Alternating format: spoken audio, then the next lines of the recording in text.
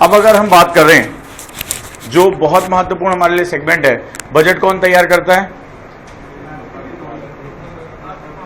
आर्थिक मामलों का विभाग बजट प्रिपेयर करता है।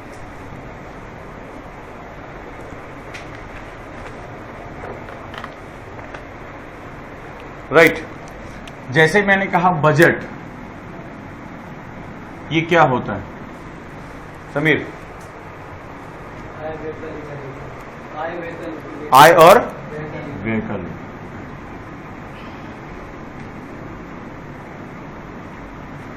दूसरा अगर मैं बात करूं बजट क्यों, वाई बजट, क्या आवश्यकता है?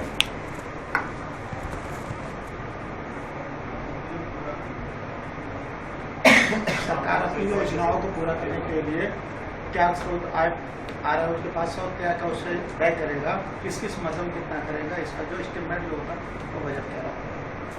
और कोई टारगेटेड प्लानिंग के लिए संसाधनों का न्यायपूर्ण वितरण। समस्या क्या है हमारी? हमारे संसाधन क्या हैं?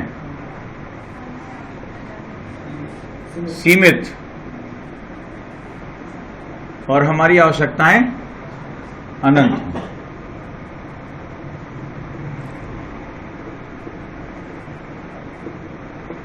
राइट, हमारे संसाधन सीमित परंतु हमारी आवश्यकताएं अनंत हैं।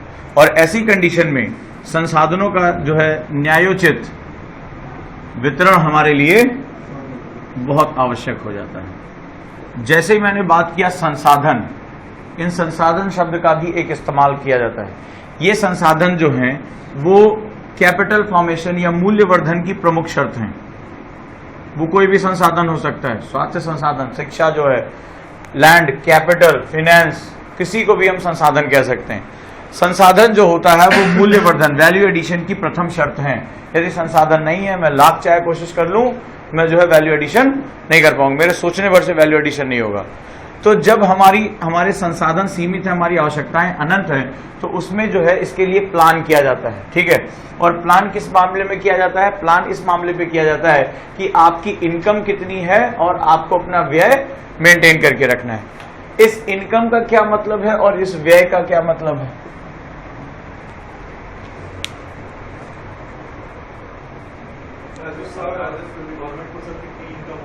इनकम हो रही है, किस प्रकार से इनकम होती है? Non taxable. ठीक है, इस प्रकार से उसकी इनकम होती है। इसी प्रकार सरकार खर्च करती है। सरकार खर्च क्यों करती है? योजना चलाने के लिए, लोगों के कल्याण के लिए, सप्लाई चेन के लिए। तुम भी कुछ बोल दो। सामाजिक आर्थिक परिवर्तन लाने के लिए,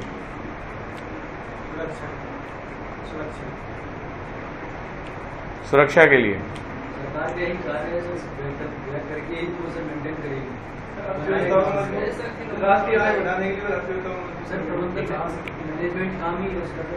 दो तरीके की पॉलिसी हमारे इकोनॉमिक्स में काम करती है। एक लेसेज फेयर पॉलिसी, किसकी दी हुई थी? Adam Smith. वो क्या कहते हैं कि बाजार ही सब कुछ करेंगे। दूसरा क्या होता है, जब ये लाइन लिखी हुई है, बहुत ध्यान से इसको समझो, हमारे संसाधन सीमित हैं और हमें लोगों को ऑप्टिमली यूज करना दिखाना है। ठीक है, हमें संसाधन हमारे लिए मूल्यवर्धन पे हमें क्या करना पड़ेगा? अपने संसाधनों में वर्धन करना पड़ेगा, हमें संसाधनों को इनहेंस करना पड़ेगा। अगर आपने जो है रिसोर्सेज इनहेंस नहीं किए तो आप कभी भी जो है वो जस्टिफाई नहीं कर पाओगे। छोटा सा एग्जाम्पल ले लेता हूं, थोड़ी सी बात है। आपका जो मन है, आज चाह रहे हैं कि हमारा जो है एक लाइफ स्टैंडर्ड मेंटेन होगा। जब मैं 50 रुपए खर्च करता हूं किसी चीज में, चॉकलेट खा लूंगा। ठीक है, मैं 100 रुपए खर्च करके जो है बुक खरीदूंगा, मैं 150 रुपए की मूवी देखूंगा, मैं हो सकता है जो वो 200 रुपए खर्च करके एक टी शर्ट लूंगा। अगर मैं ये सारे काम करता हूं तो मुझे बहुत ज्यादा खुशी मिलती है इकोनॉमिक्स में। ठीक है, लेकिन दिक्कत क्या है, इन सबको पूरा करने के लिए आपको जेब में कितना रुपया चाहिए? ठीक है, 500 रुपए चाहिए। आपने अपनी जेब टटोली, कितनी है? 300 रुपए। क्या सारी इच्छाएं पूरी होंगी? नहीं, आपको क्या करना पड़ेगा? स्लैश करना पड़ेगा। यदि या तो ये संसाधन बढ़ जाए तब आप इसको पूरा कर पाओगे, और या यदि ये संसाधन घट जाते हैं तो फिर क्या होगी, आपकी फ्रीडम ऑफ चॉइस कम हो जाए। अब मैं फिर वही लेकर जा रहा हूं जहां मैंने लास्ट टाइम आपको छोड़ा था, फ्रीडम ऑफ चॉइस पे आपके क्या पड़ेगा, निगेटिव इफेक्ट पड़ेगा। तो आपको यदि अपनी चुनाव की स्वतंत्रता बढ़ानी है, according to the Amartya Sen, अगर अपनी चुनाव की स्वतंत्रता बढ़ानी है तो आपको अपने क्या करने पड़ेंगे, संसाधन जो है वो बढ़ाने पड़ेंगे किसी भी तरह में। और अगर अन्य उसमें बात करें तो आपको अपनी क्रय शक्ति क्षमता या जो आपकी प्रति व्यक्ति आय है वो क्या होनी चाहिए, इनहेंस होनी चाहिए। तो सरकार क्या काम करती है, ये व्यय के माध्यम से, अगर लेसेज फेयर पॉलिसी ये कहती है कि बाजार ही सब कुछ तय करेगा, डिमांड और सप्लाई, तो कीन्स की इकोनॉमी क्या कहती है कि शुरुआती दौर में जो जनतंत्र में एक बहुत बड़ी जो जनसंख्या होती है वो जनरली अपने आप आगे बढ़ पाने की हालत में नहीं होती है, उसको क्या करना पड़ता है, उसको सपोर्ट देना पड़ता है, वो किसी भी रूप में, चाहे जन कल्याणकारी योजनाएं हो या सरकार जो है किसी सब्सिडी के रूप में दे रही, कुछ भी कर रही हो, राइट। सरकार क्या करती है, खर्च बढ़ा देती है। खर्च कौन बढ़ाएगा, जब वो चक्र मैंने बनाया था तो आपको याद था खर्च का मतलब क्या होता है, when you have more income you have the more expenditure, and more expenditure create the market. करेगा कि नहीं करेगा, डिमांड आप करेगा। कहां करते हो आप, जब आप व्यय करते हो तो डिमांड करते हो ना, और डिमांड क्या करता है इकोनॉमी में, सप्लाई चेन को एस्टैब्लिश कर देता है। और जब सप्लाई चेन कहां होती है, उत्पादन से होती है, और जब उत्पादन बढ़ता है तो क्या बढ़ता है, याद है चक्र, रोजगार बढ़ता है, रोजगार बढ़ता है तो आय बढ़ जाती है, राइट। इसीलिए मैंने कहा था वो क्लास बहुत इंपॉर्टेंट है। यहां पर भी क्या होगा, या तो आप जो है जाकर डिमांड करिए, और आपकी बहुत बड़ी जनसंख्या ऐतिहासिक रूप से अगर किसी भी कारण से, चाहे वो ब्रिटिश गुलामी में रहने के कारण या सही पॉलिसीज ना होने के कारण, अगर वो दबी हुई है तो उसको क्या करती है गवर्नमेंट, कीन्स इकोनॉमी के अंतर्गत आकर सपोर्ट करती है कि आपकी जो क्रय शक्ति क्षमता है या जो आप व्यय करने की क्षमता है वो हम बढ़ा दें किसी भी रूप में। तो सरकार क्या करती है, व्यय करती है, ये उसका एक्सपेंडिचर होता है, राइट। लेकिन वो स्थितियां जब आय और व्यय संतुलित ना हो जाए तो वहां पर क्या तैयार हो जाता है, घाटा। जब आपका जो है इनकम कम है और एक्सपेंडिचर ज्यादा है। एक्सपेंडिचर दो तरीके के एक्सपेंडिचर हो सकते हैं, एक जब आप टारगेटेड एक्सपेंडिचर करो, ठीक है, आप जो है मूल्यवर्धन के लिए एक्सपेंडिचर करो, पूंजी निर्माण के लिए एक्सपेंडिचर करो, हम सड़क बना रहे हैं, हम बिजली बना रहे हैं, हम जो है वो इंफ्रास्ट्रक्चर डेवलपमेंट कर रहे हैं, सरकार ये भी जो है वो काम करती है, उसका उत्तरदायित्व होता है। उसी जनतंत्र, खासतौर पे लोकतांत्रिक व्यवस्थाओं में जो होता है, जो कहा जाता है कि जनता के द्वारा शासन, जनता के लिए शासन, जनता का शासन, जिसे हम लोग बोलते हैं लोकतांत्रिक व्यवस्थाओं में, उसमें जनता में कभी कभी राजनीति, लोक लुभावन जो है वो खर्चे भी बढ़ा देती है, राइट। और ऐसी कंडीशन में क्या होता है, वो जो है वो गैर, जिसे कहते हैं कि ऐसे खर्च में चली जाती है जिसका कोई रिटर्न वापस नहीं आता। जैसे अभी आप इस समय देख रहे हो कि देश में किसानों की कर्ज माफी को लेकर काफी बात चल रही है, इसको पॉलिटिकल रंग दे दिया गया है कि सारे देश के सभी किसानों का कर्ज माफ कर दो। लेकिन इस समय कोई सोच नहीं रहा कि अभी तक जो है उन सरकारों ने क्या किया, जब कृषि राज्य का विषय है तब, ये तो राज्य की पहली दायित्व है ना, और आपने कर्ज माफ कर दिया, चलो इस साल माफ कर दिया, अगले साल उसको कौन बचाएगा, और कितने दिन जो है वो टैक्स पेयर का पैसा जो है इरेशनल यूज होगा, क्योंकि वो मनी सप्लाई का हम मार्केट में इन्फ्यूज कर जाएगी, पूरी अर्थव्यवस्था लपेटे में आ जाएगी। तो ऐसी कंडीशन में क्या होगा, उसको कर्ज माफी के बजाय उसको संस्थागत सपोर्ट करने की कोशिश करो, उसके बारे में कोई बात नहीं। और अभी देखो सब लोग जंतर मंतर में पहुंचकर डेली कोई ना कोई स्टेटमेंट दे रहे हैं, कोई ना कोई फोटो खिंचा रहे हैं, चल रहा है कि नहीं चल रहा है, कोई 4 मिनट 5 मिनट बैठ लिया उनके साथ, मीडिया में आ गया, नेशनल न्यूज में आ गया, और किसानों का दर्द उन्हें बहुत तड़पाने लगा है।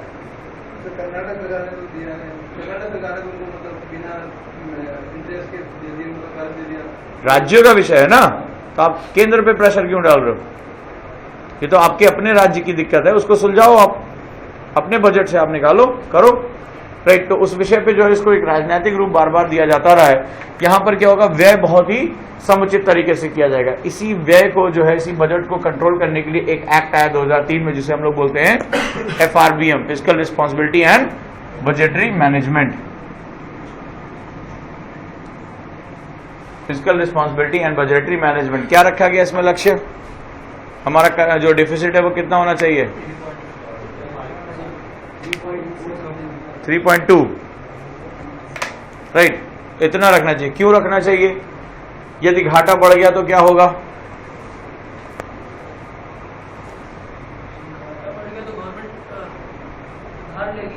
बोरो करेगी, उधार लेगी। दूसरा क्या होगा, ये जब घाटा बढ़ेगा, घाटा क्यों बढ़ा, क्योंकि आपने जो मार्केट में मनी सप्लाई उतार दी। जब money supply directly proportional to inflation, inflation क्या करता है, लोगों की क्रय शक्ति क्षमता को कम कर देता है, उनकी जो परचेसिंग पावर पैरिटी उसको कम कर देता है, उनकी इनकम पे निगेटिव इफेक्ट डालता है, उनकी सेविंग घट चली जाती है, राइट, और पूरी अर्थव्यवस्था दिक्कत में आ जाती है। तो ये इसीलिए जो है संसाधनों के न्यायपूर्ण आवंटन के लिए हम जो है वो बजट बनाते हैं। इसमें हम क्या काम करते हैं, हमारे जो संसाधन होते हैं उसको हम जो रैशनलाइज करते हैं कि किस सेक्टर को कितनी आवश्यकता है, राइट, तो उसी सेक्टर पे हम फोकस करके उसको संसाधन ज्यादा देने की कोशिश करते हैं, और संसाधन ज्यादा देने से उस सेक्टर में हम मूल्यवर्धन कर सकते हैं। अगर आप पंचवर्षीय योजनाओं के साथ बजट का जब आप जो है मूल्यांकन करेंगे तो पाएंगे कि कभी हमने उद्योगों को बहुत फोकस किया, कभी हमने कृषि को बहुत फोकस किया, कभी हमारे लिए सामाजिक विकास बहुत फोकस हो गया। अब जैसे अब हम हेल्थ सेक्टर पे काफी फोकस कर रहे हैं और उस पर बजट बढ़ाने की बात कर रहे हैं। तो जैसे जैसे हमारा जो चक्र चलता चला जाता है बजट का एलोकेशन भी अलग अलग होता चला जाता है। आज हमारा यही टॉपिक है, राइट, तो इस विषय पे हम बात करते हैं। आगे लिखो।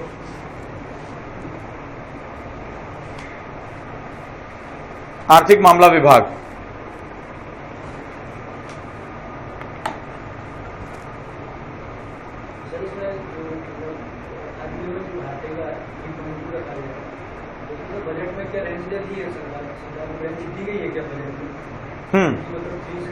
अच्छा, कारण क्या होता है कि मतलब आईएमएफ का वो अनुशंसा है, उसको हमने अपने रूप में किया।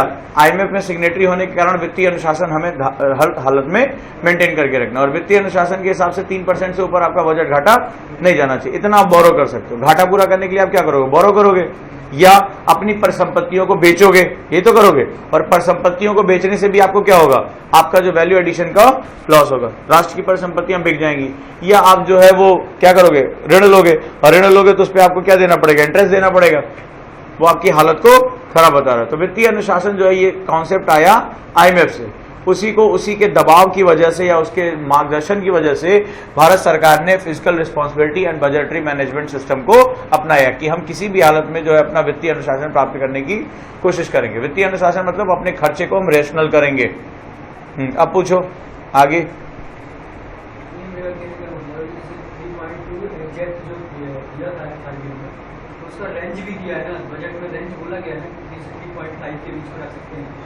फिर उसके ऊपर हमने कमेटी बनाई, बताया तो था पिछली बार। सीपीआई है, तो सीपीआई को बोला है कि पूरे ±4 की रेंज में आप रख सकते हैं। वैसे इसमें बजट में इसमें भी बोला गया। इसके ऊपर हमने जो है एक रिव्यू कमेटी बनाई, और रिव्यू कमेटी ने बनाया कि आप जो है 3.5 से 3 के बीच में मूवमेंट कर सकते हो, अपने हिसाब से आप जो है उसके हिसाब से आप जा सकते हो। लेकिन यदि इससे ऊपर गया तो वो स्वास्थ्य के लिए अच्छा नहीं है। क्या होगा उसका, इसमें मनी सप्लाई बढ़ जाएगी, और मनी सप्लाई बढ़ते महंगाई बढ़ जाएगी, और महंगाई बढ़ते ही जो पूरे संसाधन है वो क्या होंगे, इरेशनल होते चले जाएंगे। There lot of money chasing too few good. ये बता रहा है कि आपके वित्तीय प्रबंधन की अवस्थाएं अच्छी नहीं है, राइट। यहां पर हमारा कॉन्सेप्ट ये काम कर रहा है। तो डिफिसिट फाइनेंसिंग को रोकने के लिए आपको क्या करना पड़ेगा, सब्सिडी को टारगेटेड करना पड़ेगा। ये तो करते हैं जो डिफिसिट फाइनेंसिंग। अब क्या करोगे, जब अब घाटा आ गया तो घाटे का प्रबंधन भी तो करना पड़ेगा। तो कितने प्रकार का घाटा होगा आपका, अगर हम बात करें तो फिस्कल डिफिसिट, कौन सा घाटा बोलते हैं इसे, राजकोषीय घाटा, बजट घाटा, प्राथमिक घाटा, राजस्व घाटा,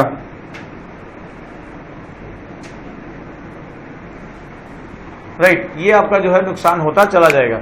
तो फिजिकल डिफिसिट फाइनेंसिंग को रोकने के लिए आपको क्या करना पड़ेगा, आपको पहली बात तो वित्तीय अनुशासन का पालन करना है, सब्सिडी को टारगेट करना है, और उन्हीं योजनाओं पे खर्च करना है जो मूल्यवर्धन के लिए इंपॉर्टेंट हो। राजनीति के जो जिसे कहते हैं दबाव, उससे हमें दूर जाना पड़ेगा, राइट। ये हमारे पास सिस्टम होता है। चलिए आगे लिखिए। आर्थिक मामला विभाग,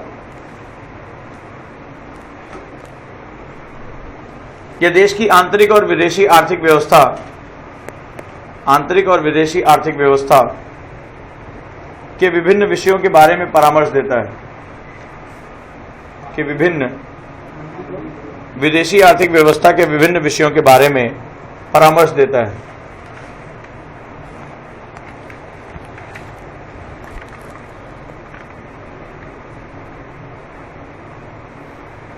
उदाहरण, मूल्य,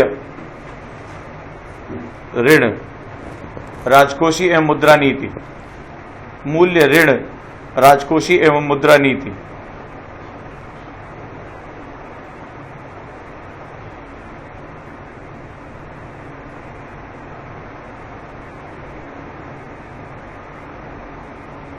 तथा पूंजी निवेश नियमन, रेगुलेशन ऑफ इन्वेस्टमेंट, पूंजी निवेश नियमन।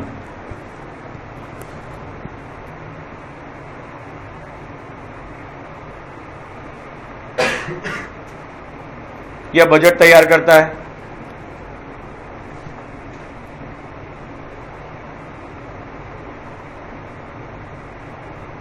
नेक्स्ट, यह विभाग भारत सरकार की टकसाल, जहां सिक्के छपते हैं, ये भारत सरकार की टकसाल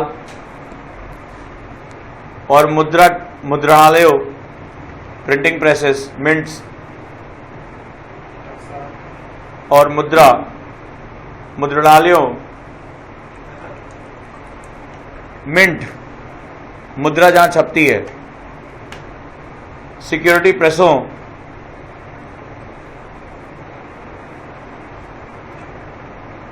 और सिक्योरिटी पेपर मिलों का प्रबंधन संभालता है।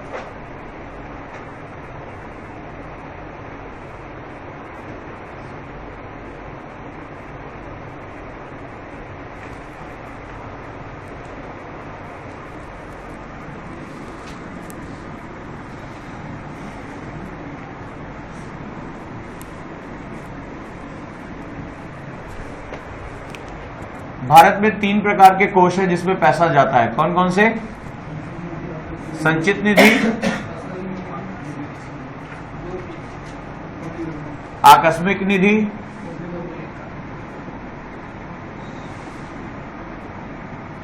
और लोकलेखा। चलो, संचित निधि क्या होती है? कौन से आर्टिकल से डील होती है?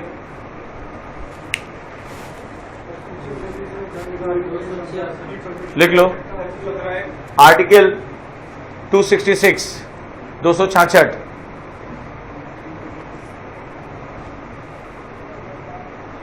तो सरकार का जितना भी राजस्व आया है, सरकार ने जितना लोन या ऋण जो है वो उगाही की है, उठाया है, वो सारा पैसा कहां जाता है? इसमें चला जाता है। यह आर्टिकल 266 द्वारा संचालित होता है। इससे पैसा निकालने के लिए किसकी अनुमति की आवश्यकता होती है? संसद की अनुमति की आवश्यकता होती है। ठीक है, क्या करना पड़ता है इसके लिए? प्रक्रिया क्या है? तो कली पूरी हुई है। हाँ,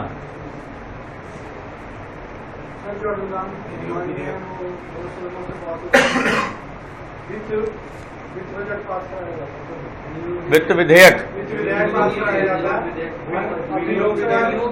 सभी राज्यसभा में जो अनुमोदन किया था 5 सुझावों का, वो लोकसभा में से नहीं माना और उसे पास। आर्टिकल 1 मिनट, या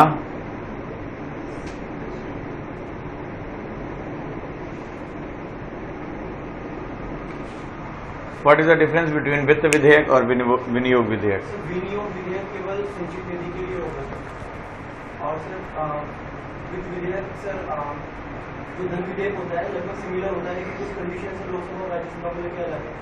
वित्त विधेयक को साधारण विधेयक की तरह रिप्रेजेंट। चलो एक और देख लेते हैं। तीनों क्वेश्चन लिखो, तीनों क्वेश्चन लिखो। समीर बोलो, इन तीनों का अंतर बताओ।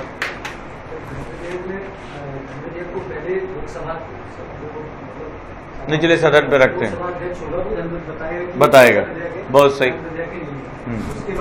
शर्त क्या होनी चाहिए? किस आधार पर तय करेगा वो?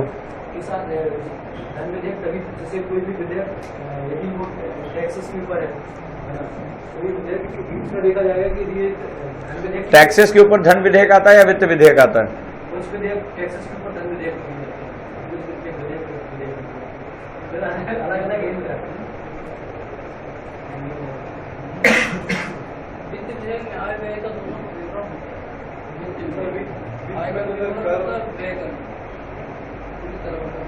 बढ़िया, अच्छा पॉइंट है। वित्त का मतलब ये आय और व्यय का लेखा जोखा। चलो, जैसे वो बात हो रही थी, धन विधेयक जो है लोकसभा के स्पीकर उसको तय करता है। ठीक है, तो धन विधेयक है इस किस प्रकार के मानक के आधार पर वो, ये उसका विवेकाधिकार है या उसकी कुछ शर्तें हैं? कुछ शर्तें हैं, जैसे 4-5 शर्तें हैं। जैसे धन विधेयक उसमें देखा जाता है कि ये मतलब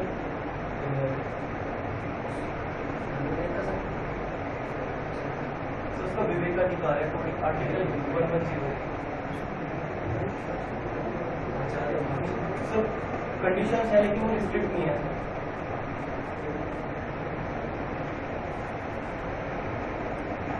उसका किसी भी प्रकार से बोलो। इसका संबंध राजस्व से इससे भी आधार बिल पास हुआ। उसी समय इसी से मैं क्वेश्चन पूछ रहा हूं। आधार बिल को धन विधेयक के रूप में पास कराया गया था। धन विधेयक पे जो लोअर हाउस है उसकी प्रभुसत्ता होती है, राज्यसभा उसमें कुछ नहीं कर सकती। वित्त विधेयक केस में क्या होता है? Same process. वित्त विधेयक 177 के थ्रू इसको या लोकसभा या राज्यसभा किसी में भी पेश कर सकते हैं, लेकिन जब पेश करते हैं ना जिस सदन तो पेश कर इसमें उसके लिए मतलब धन विधेयक को कहाँ पेश करते हैं? लोकसभा में पेश करेंगे, राज्यसभा में नहीं जाएगा। वित्त विधेयक को दोनों जगह कर सकते हैं। और विनियोग विधेयक को विनियोग विधेयक तो धन विधेयक के जैसा पेश होता है, तो धन विधेयक पेश होता है वैसे विनियोग विधेयक तो धन विधेयक जैसे ही पेश होता है। धन विधेयक के लिए पहले विनियोग विधेयक धन विधेयक ही होता है सर, लोकसभा में। सर धन विधेयक के लिए सर पहले प्रेसिडेंट की भी एसेंट होना जरूरी है। वित्त विधेयक के लिए ऐसी कंडीशन नहीं है। सर धन विधेयक केवल लोकसभा में जाएगा, लेकिन वित्त विधेयक लोकसभा राज्यसभा दोनों में जा सकता है। सर वित्त विधेयक अंडर आर्टिकल 170 और धन विधेयक सर 110 में आते हैं। और सर हर वित्त विधेयक धन विधेयक हर धन विधेयक वित्त विधेयक होगा, लेकिन वित्त विधेयक धन विधेयक नहीं। लक्ष्मीकांत में ऐसा लिखा हुआ है। ठीक है, गुड गुड। ये बताओ वोट ऑन अकाउंट किस पे काम करेगा? या तीनों पे?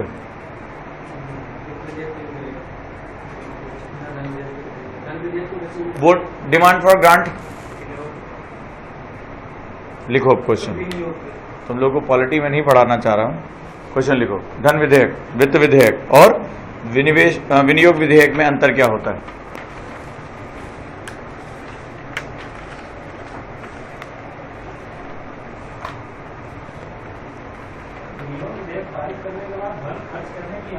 अनुमति मिल जाती है, लेकिन उसके विषय में पता होना चाहिए कब कब उसमें क्या होता है।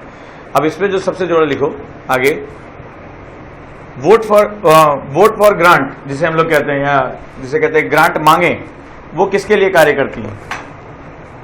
क्यों? डिमांड फॉर ग्रांट किसके लिए कार्य करेगा? डिमांड फॉर ग्रांट किसके लिए कार्य करेगा? अनुदान मांगे बोलते हो ना, ठीक है। क्या था? और किस पे वोटिंग कराई जा सकती है?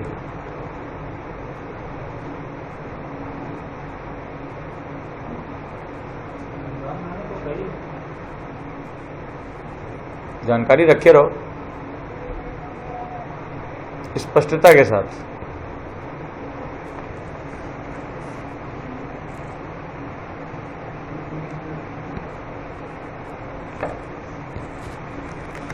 तो वित्त विधेयक किसके लिए इस्तेमाल किया जाता है? एक समरी चाहो तो लिखना, चाहो तो लिख लो, बाकी हम इस पे और डील कर लेंगे। हाँ, तो हमें बात होती है संचित निधि हमारी, पहले इस पे हम खत्म कर लें। संचित निधि क्या होती है? जो बजट बनता है इससे जो है पैसा निकाल जाता है संसद की अनुमति से। आर्टिकल कौन सा होता है? 266। आकस्मिक निधि क्या होती है ये भी बता दो। राष्ट्रपति का विवेकाधिकार कार्य करता है।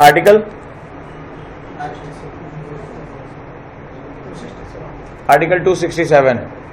फंड कितना है इस समय? 500 करोड़ रुपए का, ठीक है। और यदि वो खर्च कर देता है तो इसकी पूर्ति कैसे होती है? विनियोग विधेयक के माध्यम से। आर्टिकल 267। फिर है लोक लेखा, इसमें किसका पैसा जाता है?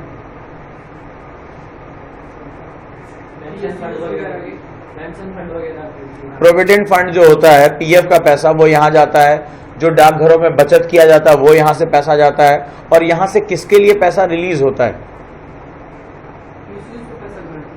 पीएसयूज बस।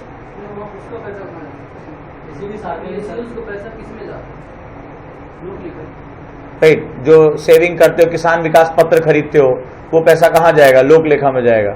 और लोक लेखा से ही जो आपका जैसे कि जो कंस्ट्रक्शन वर्क, डेवलपमेंटल वर्क है, मान लीजिए सड़क निर्माण के लिए फंड जा रहा है, वो कहां से जाएगा? लोक लेखा के अंतर्गत जाएगा। इससे पैसा कैसे निकाला जा सकता है?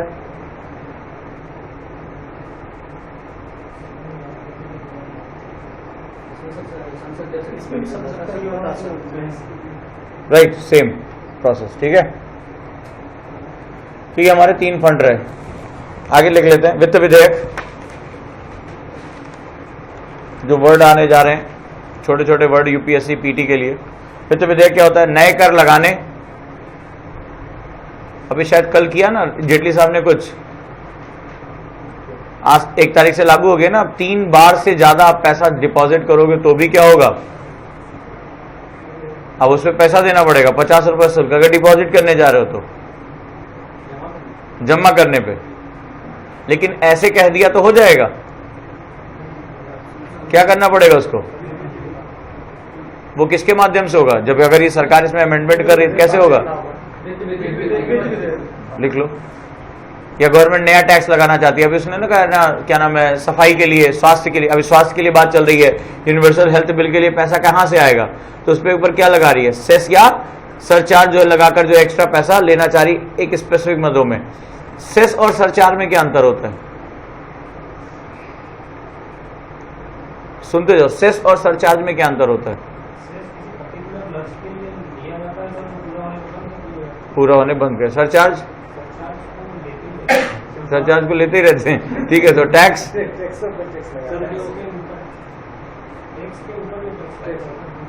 डायरेक्ट टैक्स पे ज्यादा इनकम दोनों एक चीज में होता है, और सरचार्ज हुआ जो डायरेक्ट टैक्स पे लगता है। बताओ समीर। दोनों टैक्स पे ही लगता है, लेकिन अंतर ये होता है कि ये पर्टिकुलर होता है किसी के लिए एजुकेशनल सेस। ये तो आया हुआ क्वेश्चन है मेरे भाई। सेस क्या होता है? किसी स्पेसिफिक मद में कलेक्ट किया जाता है और उसी स्पेसिफिक मद में खर्च भी होता है।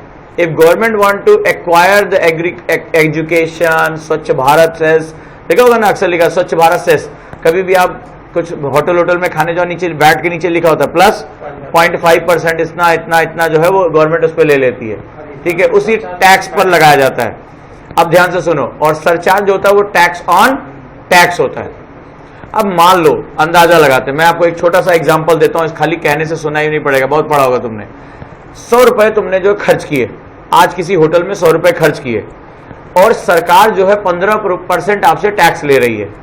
ठीक, ध्यान रहेगा मेरी बात, 15% आपसे टैक्स ले रही है, और उस पे जो है वो 0.5% जो है वो सेस ले रही है एजुकेशन के नाम पर, सिविल सर्विसेज सेस के नाम से ले रही है। ठीक है, आप बच्चों की हेल्प करने के लिए, और सरकार जो है 2% सरचार्ज लगा रही है।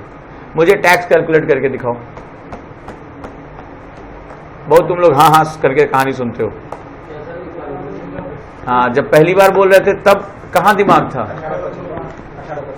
तो उजांग सर कुछ बोल रहे हैं, किस चीज का रिजल्ट? अच्छा, तभी ये उड़ा हुआ, क्या हुआ? बड़ी जल्दी रिजल्ट निकाल दिया। वो तो जाना ही था, पहली बार थोड़ा सा ढंग का पेपर आया था। और कौन था? तुम्हारा कितना गया? हाय हाय, ये तो ज्यादा बुरा लगता है। सेस जो होता है स्पेसिफिक पर्पस के लिए लिया जाता है, ध्यान रहना चाहिए बात है। और दूसरा, तुम लोग एक बहुत बड़ी गलती करो, सिलेक्शन वाकई में नहीं पाओगे जब तक ये आदत तुम्हारे अंदर रही। जब मैं क्लास में डिस्कशन करता हूं तो तुम लोग अपनी इतिहास भूगोल वाली क्लास के एटीट्यूड के साथ मेरी क्लास में आते हो, मत आया करो। तुम लोग जो बड़े इत्मीनान से सुनते हो कहानी वानी कथा वथा की तरह, भूल जाओ इसको। करंट अफेयर्स की क्लास है, हमेशा एक्टिव रहो। और मैंने तुम लोगों को थॉट मैपिंग करना सिखाया है या फ्लो चार्ट बनाना सिखाया है, क्यों नहीं बनाते हो? करते हो। जब मैं कोई चीज लिखाऊंगा कराऊंगा, ये पता नहीं कब होगा। मैं इतना करंट अफेयर्स लिखा भी दूंगा ना तो 1000-1500 पन्ने का बनेगा, पॉसिबल नहीं है इतने कम टाइम में। 60 दिन बचे हुए हैं। थोड़ा सा मैं तुम लोगों को बार बार कहता हूं कि थॉट मैपिंग किया करो। मान लो कोई भी चीज पढ़ा रहा हूं एक्स, तो जो भी डिस्कशन करता जा रहा हूं, बजट, अनुदान, क्वेश्चन, वो सब तुम्हारे कॉपी में मार्क होना चाहिए, या तो फ्लो चार्ट के रूप में या थॉट मैप के रूप में। ठीक है, तुरंत वो मेन ब्रांचेस से सब ब्रांचेस, नेक्स्ट सब ब्रांचेस कलेक्ट करो उसको, और क्लास में बिल्कुल एक्टिव रहा करो। हर चीज तुम सुन के जो है अगर सोच रहे हो याद कर पा रहे हो तो तुम्हें पता होना चाहिए कि जब हम कोई चीज सुनते हैं तो उसका केवल 11% हमें याद रहता है, ओनली 11%। उसके बाद ऐसे ही हर बार मुंह लटकेगा और हर बार जो है घूमोगे इधर उधर। अगला मुंह जो 18 तारीख के लिए तैयार रहो, कोई बहुत बड़ा चेंज नहीं आने जा रहा 60 दिन में, अगर यही आदत रही। जब हम कोई चीज देखते हैं सी तो हमें 83% याद होता है, और जब कोई चीज हम करते हैं तो हमें 93% याद होता है। तुम सोच लो तुम्हें करना क्या है। और बहुत ज्यादा अगर अपने आप को बहुत तेजूलाल समझ रहे हो तो घूमो जरा राजेंद्र नगर या JNU, एक ही दिन में पता चल जाएगा अभी तुम लोग कहाँ स्टैंड कर रहे हो। 18 तारीख का उनका भी पेपर, 18 को तुम्हारा भी पेपर है, तो पता चल जाएगा कहाँ अभी हो। चले जाना उनसे किसी भी टॉपिक पर डिबेट कर लेना, एक ही दिन में तुम्हें तुम्हारी जो है वर्ड इस्तेमाल नहीं करना चाहता, ठीक है, पता चल जाएगी। तो थोड़ा सा कंपटीशन में तुम्हारे बहुत हैवी लोग टिके हुए हैं, पीटी बहुत कठिन है इस बार की, फोकस करके रखो। फाउंडेशन, सुबह किसी ने पूछा कि क्या डायनेमिक पोर्शन पे ज्यादा फोकस करें, इस बार स्टैटोडायनेमिक्स होगा, ना स्टैटिक होगा ना डायनेमिक होगा, स्टैटोडायनेमिक होगा। इसलिए मैं इतनी मेहनत कर रहा हूं। पेपर की कटिंग पढ़ाना होता तो ज्यादा आसान था मेरे लिए। यहाँ तो समझ में नहीं आ रहा डॉक्यूमेंट को संभाले कैसे और कितना, कौन हूं मैं इकोनॉमी भी पढ़ा रहा हूं, मैं ज्योग्राफी पढ़ा रहा हूं, मैं साइंस भी पढ़ा रहा हूं, सब कुछ तो मैं ही पढ़ा रहा हूं। लेकिन तब इसके लिए आपको बहुत एक्टिव रहना होगा क्लास में, बिल्कुल एक्टिव, बिल्कुल अपना 2 घंटे ही निकाल दिया करो, निचोड़ दिया करो। और वो तभी होगा जब आप साइनॉप्सिस बनाना सीखो। बार बार पहले दिन से कह रहा हूं, ये टॉपर्स की कॉमन हैबिट है। कोई है तुम्हारी नजर में, तुम्हारे संपर्क में टॉप 100 रैंक का? अगर हो तो ये जो प्रतियोगिता दर्पण में कहानियां छपती हैं इससे थोड़ा सा अलग, कि कौन सी बुक पढ़ी, भैया सुबह जल्दी उठते थे या रात में देर तक पढ़ते थे, इससे अलग हटके उसके ईमानदारी से कभी नोट्स देख लिया करो। उसके नोट्स कैसे होते हैं, पढ़ नहीं पाओगे उसके नोट्स। टॉपर के नोट्स तुम्हारे बस का नहीं है पढ़ पाना, इतना घोचर पुचुर, उसी में सब तीर। मेरे पास एक SDM के नोट्स रखे हुए हैं, तमाम मैंने सबके नोट्स देखे हैं, शिव साय अवस्थी के भी नोट्स देखे हैं, 34वीं रैंक थी, मिथिलेश मिश्रा के भी नोट्स देखे हुए हैं। इन लोगों के नोट्स पढ़ नहीं पाओगे। शिव साय अवस्थी तो ऐसे ऐसे नोट्स बनाते थे, ये स्टार, तीर, स्टार, नीचे 2 ऊपर नीचे, तो क्या बना हुआ है, ठीक है, इस तरह के नोट्स रहते थे, ठीक है, कम ज्यादा, प्लस माइनस गया, नीचे तीर घुसा दिया, इधर चला गया, ऐसे ही होता था। लेकिन यही उनके काम का आता था, क्विक रिवीजन करता था। क्लास में अपना टाइम निचोड़ दो, जो मैं कहता जा रहा हूं उसको तुरंत या तो क्वेश्चन एक्वायर करो या डाटा को फैला दो, और घर जाकर उन्हें आधा घंटा निकाल के डिकोड कर लो। बाकी खाली करते रहोगे तो फिर होगा कुछ नहीं। 18 तारीख को रिजल्ट, 18 से 1 महीना पहले पता चल जाएगा तुम्हारा रिजल्ट। मुझे कोई बड़ी बात नहीं है, तुम्हें लगता है कि तुम बहुत अच्छा कर रहे हो, लेकिन कभी कभी कॉन्फिडेंस और ओवर कॉन्फिडेंस के बीच में बहुत मामूली सा अंतर होता है और बहुत फर्क होता है। सारा बार बार कह रहा हूं, अगर तुम लोग वाकई में अगर अंदर से ड्रीम है UPSC को क्रैक करने का, तो उसके लिए कुछ अलग करना पड़ेगा। मेरे से डांट खा लो, चाहे जितना भी कर लो, मैं डांटूंगा, क्योंकि मेरे से देखा नहीं जाता।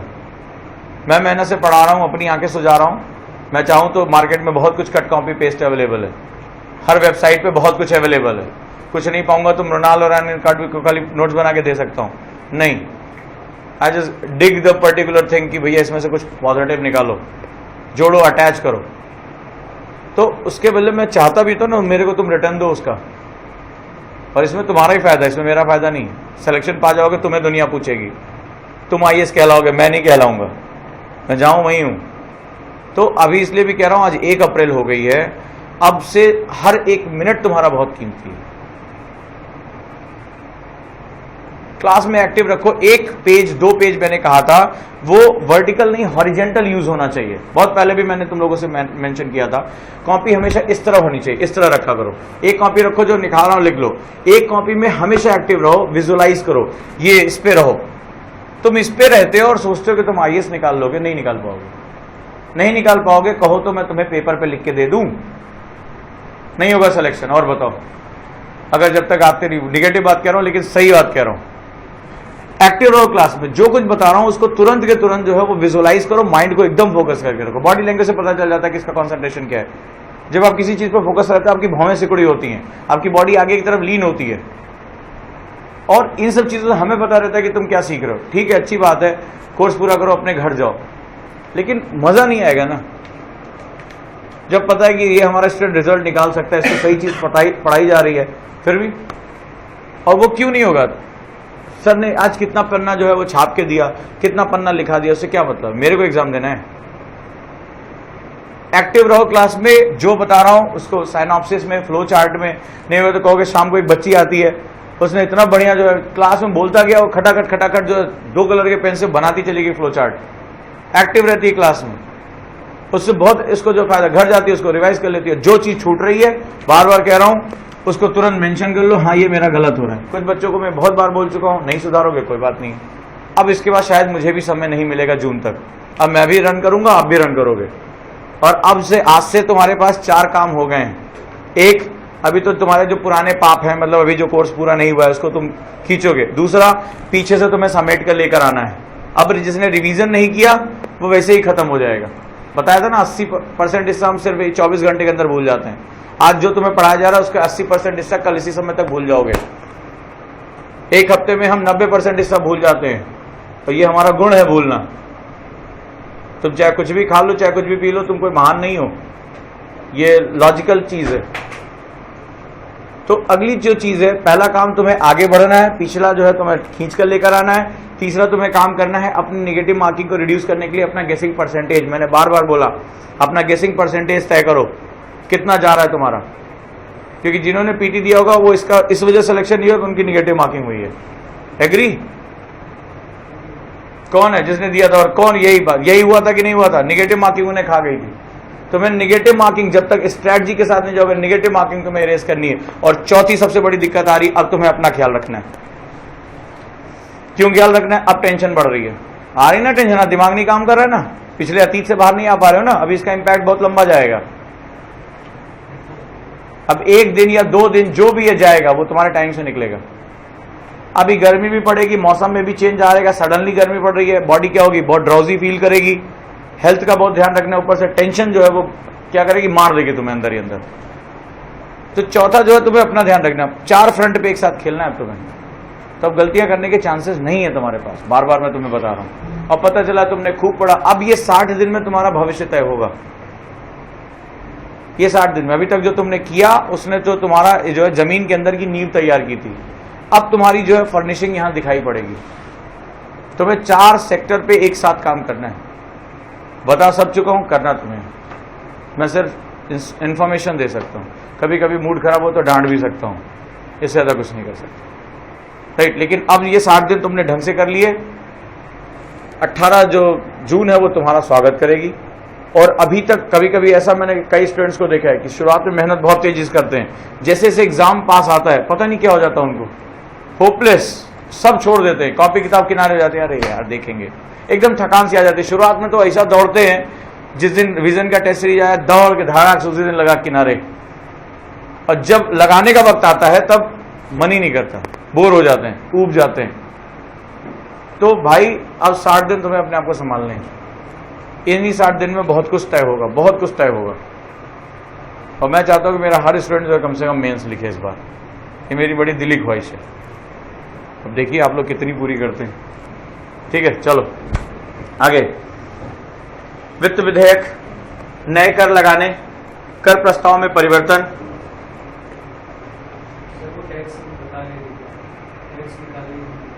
हाँ वो कर दिए, नहीं कैलकुलेट नहीं किया तुमने? सेस कितना आया, कितना, किस पे? 117.। अब देखो एक कहानी खुली, एक होता है जानना, और मैं बार बार कह रहा हूं यूपीएससी एप्लीकेशन का इम्तिहान है, निकला तुमने? क्यों नहीं निकाला? क्या बोला? 100 रुपया का तुमने खाना खाया, 15 रुपए गवर्नमेंट टैक्स ले रही है, 50 पैसे ले रही है शिक्षा के नाम पर, यूपीएससी अनुदान सेस, ठीक है, 50 पैसे ले रही है, और सरकार जो है 2% सरचार्ज ले रही है। मुझे टैक्स कैलकुलेट करके दिखाओ।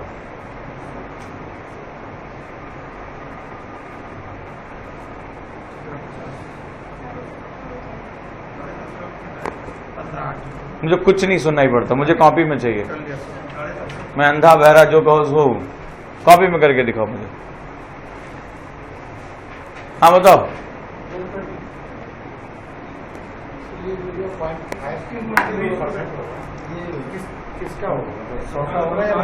किसका? कौन? मैंने क्या पता, मैंने कहा सेस 50 पैसा है, ठीक है। मैंने तो बता दिया, डेफिनेशन तो मैंने बता दिया, मैं तो एग्जांपल दिया, ये तो तुम्हारा काम था। तुम लोगों ने कहा आता है, तो क्यों कहा था आता है? क्या?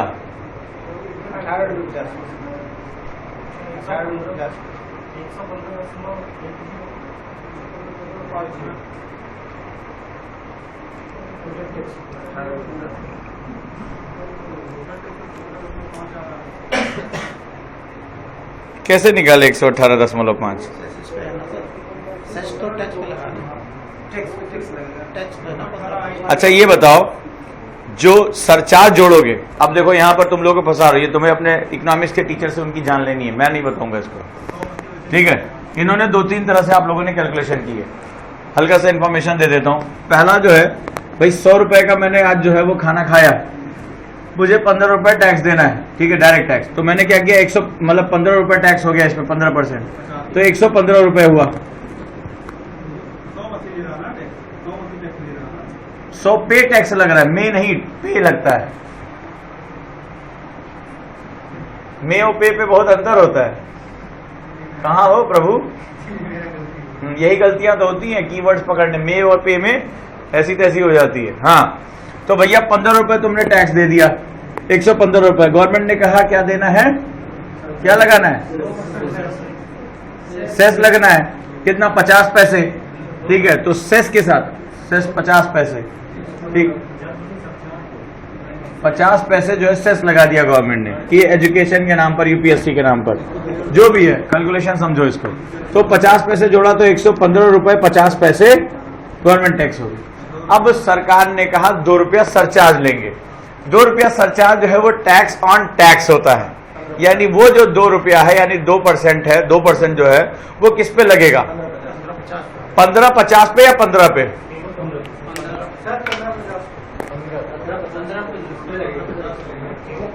पहले सेस जुड़ेगा या पहले सरचार्ज जुड़ेगा?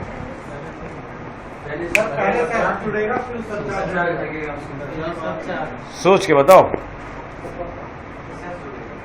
पहले सेस जोड़ लेंगे, 15 रुपए 50 पैसे आ जाएगा, 15 रुपए 50 पैसे का 2% निकालेंगे, या पहले हम 15 रुपए का 2% निकालेंगे, उस पर सरचार्ज जोड़ेंगे? हैं? क्या करते थे? अच्छा आप ये काम कर चुके? हाँ, पहले सरचार्ज जोड़ते थे फिर सेस लगाते थे, ये प्रैक्टिकली काम करके आए हुए हैं। आपने कहा पहले सेस जोड़ेंगे फिर सरचार्ज लगाएंगे। हाँ तुम बताओ बेटा, देख रहे हो मामूली मामूली चीजें फंसाती है। तो क्या करना है इस पे, अपने जो इकोनॉमिक्स के टीचर की जान लेकर आओ, तो जरा पता करो तो क्या होता है, पहले सरचार्ज जुड़ता है या पहले सेस जुड़ता है? सरकार किसका लेगी? देखो अगर इसका लेगी सरकार सेस, तो सरकार का सेस कितना हुआ, 50 पैसे। लेकिन यदि वो 15 रुपए का 2% उठाएगी तो कितना देना पड़ेगा उसको? अब इसका सेस लेगी गवर्नमेंट,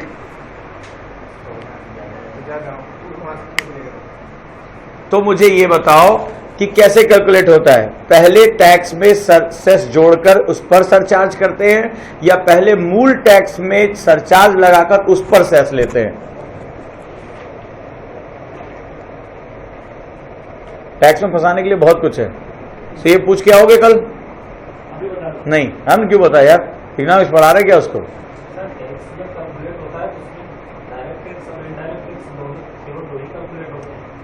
सरचार्ज के लिए अलग वो प्रावधान है और सेस के लिए अलग, तो पहले टैक्स को उसमें मतलब जो टोटल अमाउंट है उसमें जोड़ देंगे।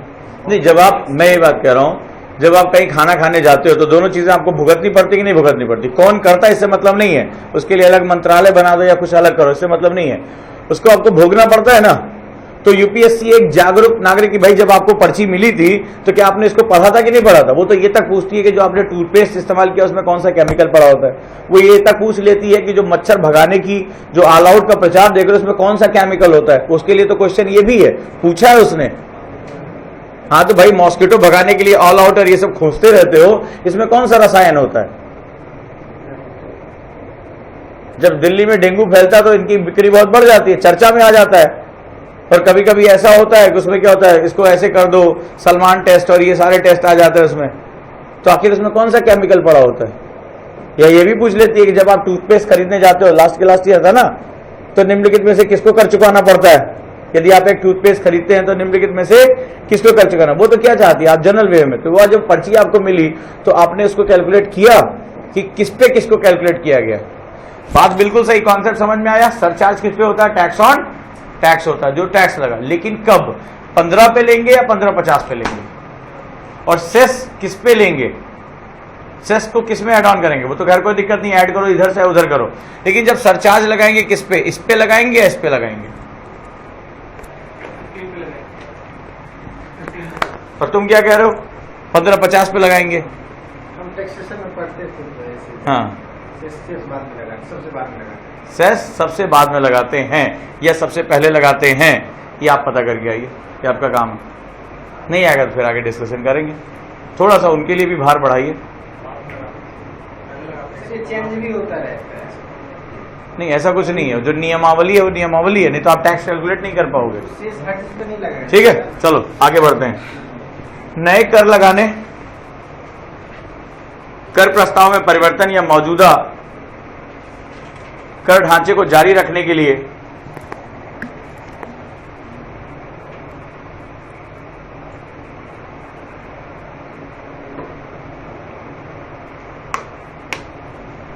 संसद में प्रस्तुत विधेयक को वित्त विधेयक कहते हैं।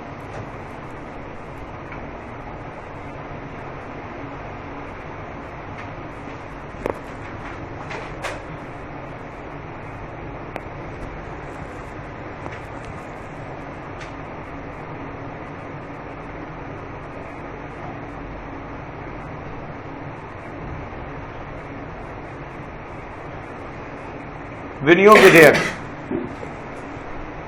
सरकार द्वारा संचित निधि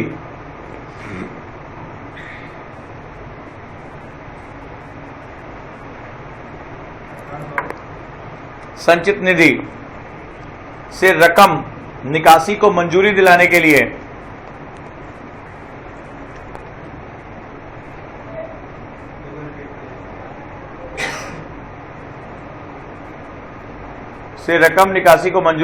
लिए संसद में प्रस्तुत विधेयक विनियोग विधेयक कहलाता है।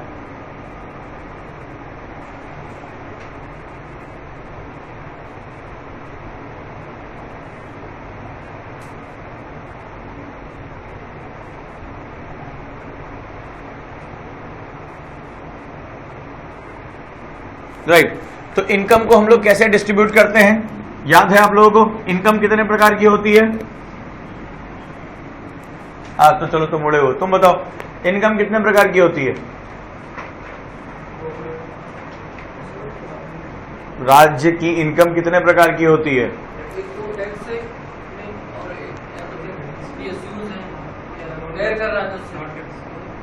बस यही दो कैटेगरी होती है।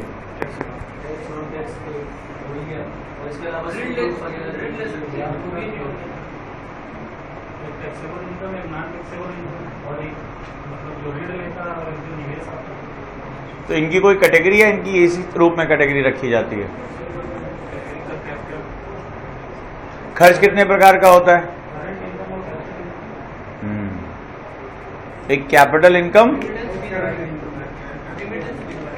हाँ किस में आएगा? पूंजी में। तो दो तरीके हुआ ना, कैटेगरी कौन सी हुई? एक आपका आय हुई पूंजीगत आय और दूसरी हुई राजस्व आय। खर्च कितने प्रकार का होता है? पूंजीगत और राजस्व। पूंजीगत क्या होता है और राजस्व क्या होता है? मैंने राजस्व आय की बात कर दी, revenue. How can you define?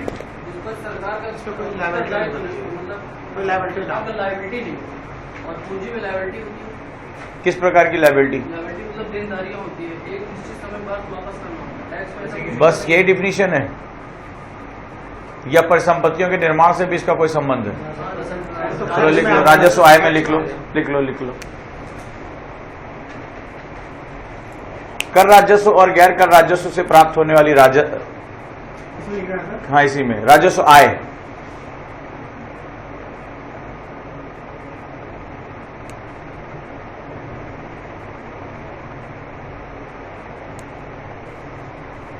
कर राजस्व और गैर कर राजस्व से प्राप्त होने वाली धनराशि को राजस्व आय कहते हैं। यानी आय तुम्हारी गवर्नमेंट की कितनी हुई? पूंजीगत आय, राजस्व आय। राजस्व दो प्रकार का हुआ, कर और गैर कर।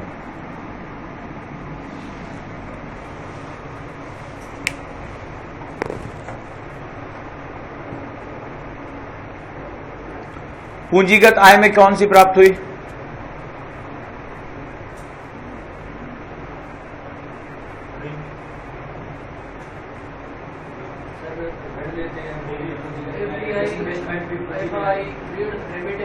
गुड गुड, वो हमारे किस में आ गए? पूंजीगत। पूंजी शब्द का मतलब क्या होता है? मान लो एग्जाम में भूल गए। राजस्व का मतलब क्या होता है?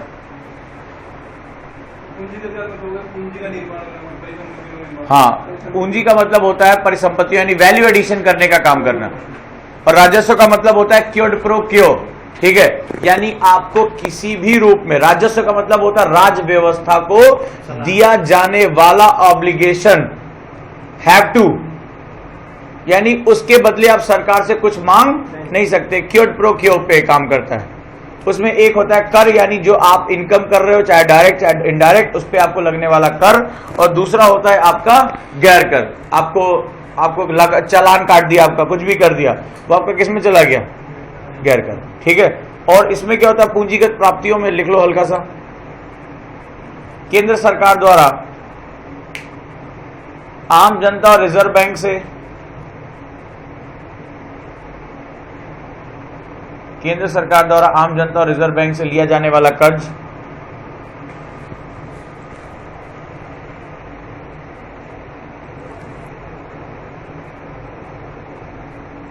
विदेशी सरकारों और संस्थानों से मिलने वाले ऋण,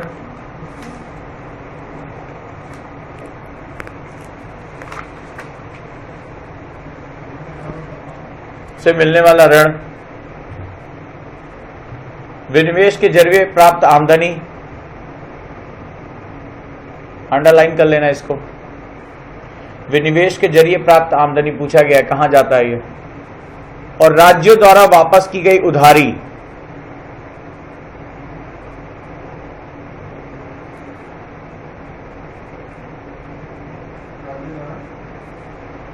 वापस की गई उधारी पूंजीगत प्राप्तियों में या शामिल होते हैं। पूंजीगत प्राप्तियों में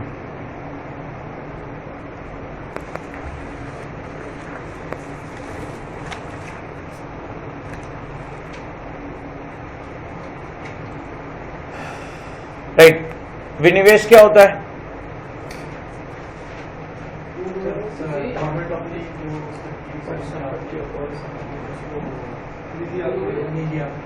उद्देश्य,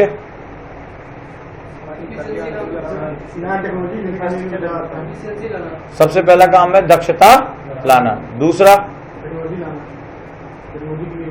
चलो और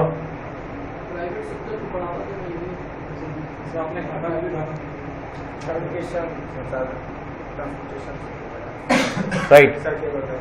तो विनिवेश का मतलब होता है अपनी परिसंपत्तियों को बेचना या अपने स्वामित्व को कम करना।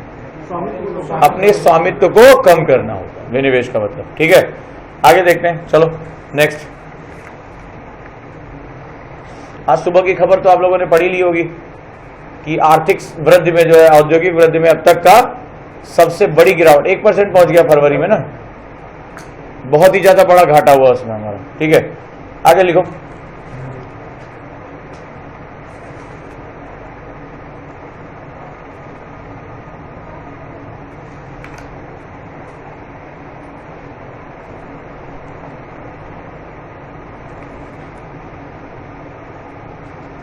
औद्योगिक उत्पादन सूचकांक, आईआईपी, औद्योगिक उत्पादन सूचकांक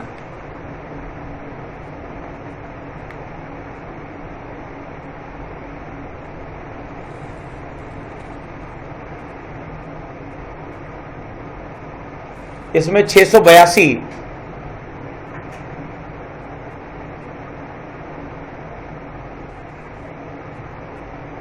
प्रोडक्शंस यानी उत्पादन को शामिल किया गया है। 682 प्रकार के उत्पादन को शामिल किया गया है।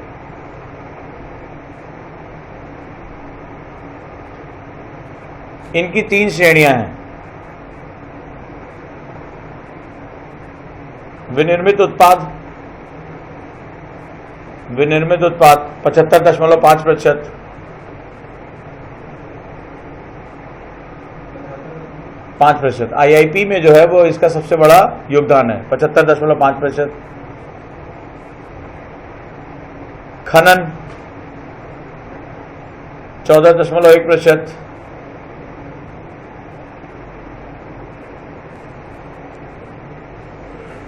तीसरा विद्युत 10.3%,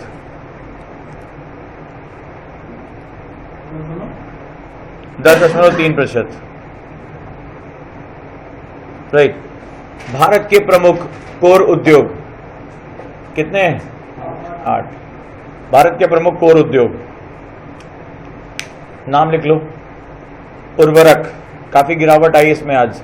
उर्वरक, विद्युत,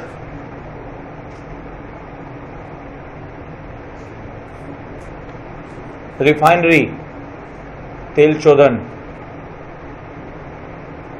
रिफाइनरी प्रोडक्ट, प्राकृतिक गैस, आगे स्टील, सीमेंट, कच्चा तेल और कोयला।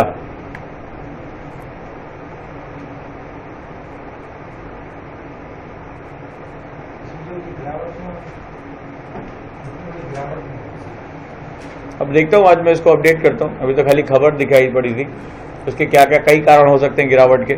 वैश्विक कारण भी हो सकता है, ठीक है। आज तो दूसरी भी बड़ी इंपॉर्टेंट न्यूज़ आई, अभी शायद कल ही परसों हम लोग PPP और OROB के बारे में चर्चा हुई थी, राइट। और आज आप लोगों ने डोनाल्ड ट्रंप के बारे में खबर पढ़ी कि नहीं पढ़ी? क्या था? भारत को उसमें सबसे बड़ा नुकसान होने जा रहा है। और मैंने आपको बताया था PPP और OROB में संबंध क्या है। ले, ये किस क्लास में डिस्कस किया था? कल ही शाम को डिस्कस किया मैंने, अच्छा शाम वाले में। तो PPP जो है वो जिसे हम लोग कहते हैं TPP यानी कि Trans Pacific Partnership. Trans Pacific Partnership America का जो है वो 12 देशों के साथ एक समुच्चय हुआ करता था, जिसमें ये माना जा रहा है कि आने भी जो सबसे बड़ा एक जो सेगमेंट चल रहा है वो ये चल रहा है कि आज दुनिया में जो है अमेरिका एक बहुत बड़ा आयातक देश बन गया है, ठीक है। उसने भी आयात प्रतिस्थापित नीति को ही अपने आधार मान लिया था। कब से? जब से उसके वर्ल्ड ट्रेड सेंटर पे हमला हुआ और उसने बहुत बड़ी पूंजी जो है लगभग 1.2 ट्रिलियन डॉलर जो है वो युद्ध में झोंक दी। इससे उसके क्या हुआ, उसकी इकोनॉमी बहुत दिक्कत में फंस गई। सेकेंड, इसमें क्या हुआ, अमेरिका ने 2008 में, कल बताया था, तो 2008 में क्राइसिस हुई थी। क्यों मंदी आई थी?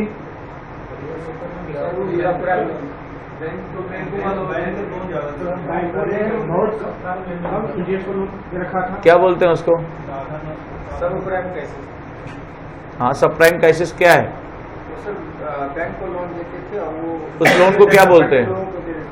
उसको टीजर लोन बोलते हैं, टीजर, ठीक है। उसमें क्या हुआ, आपने उनको लोन देना शुरू कर दिया। किसको दिया जाता है टीजर लोन?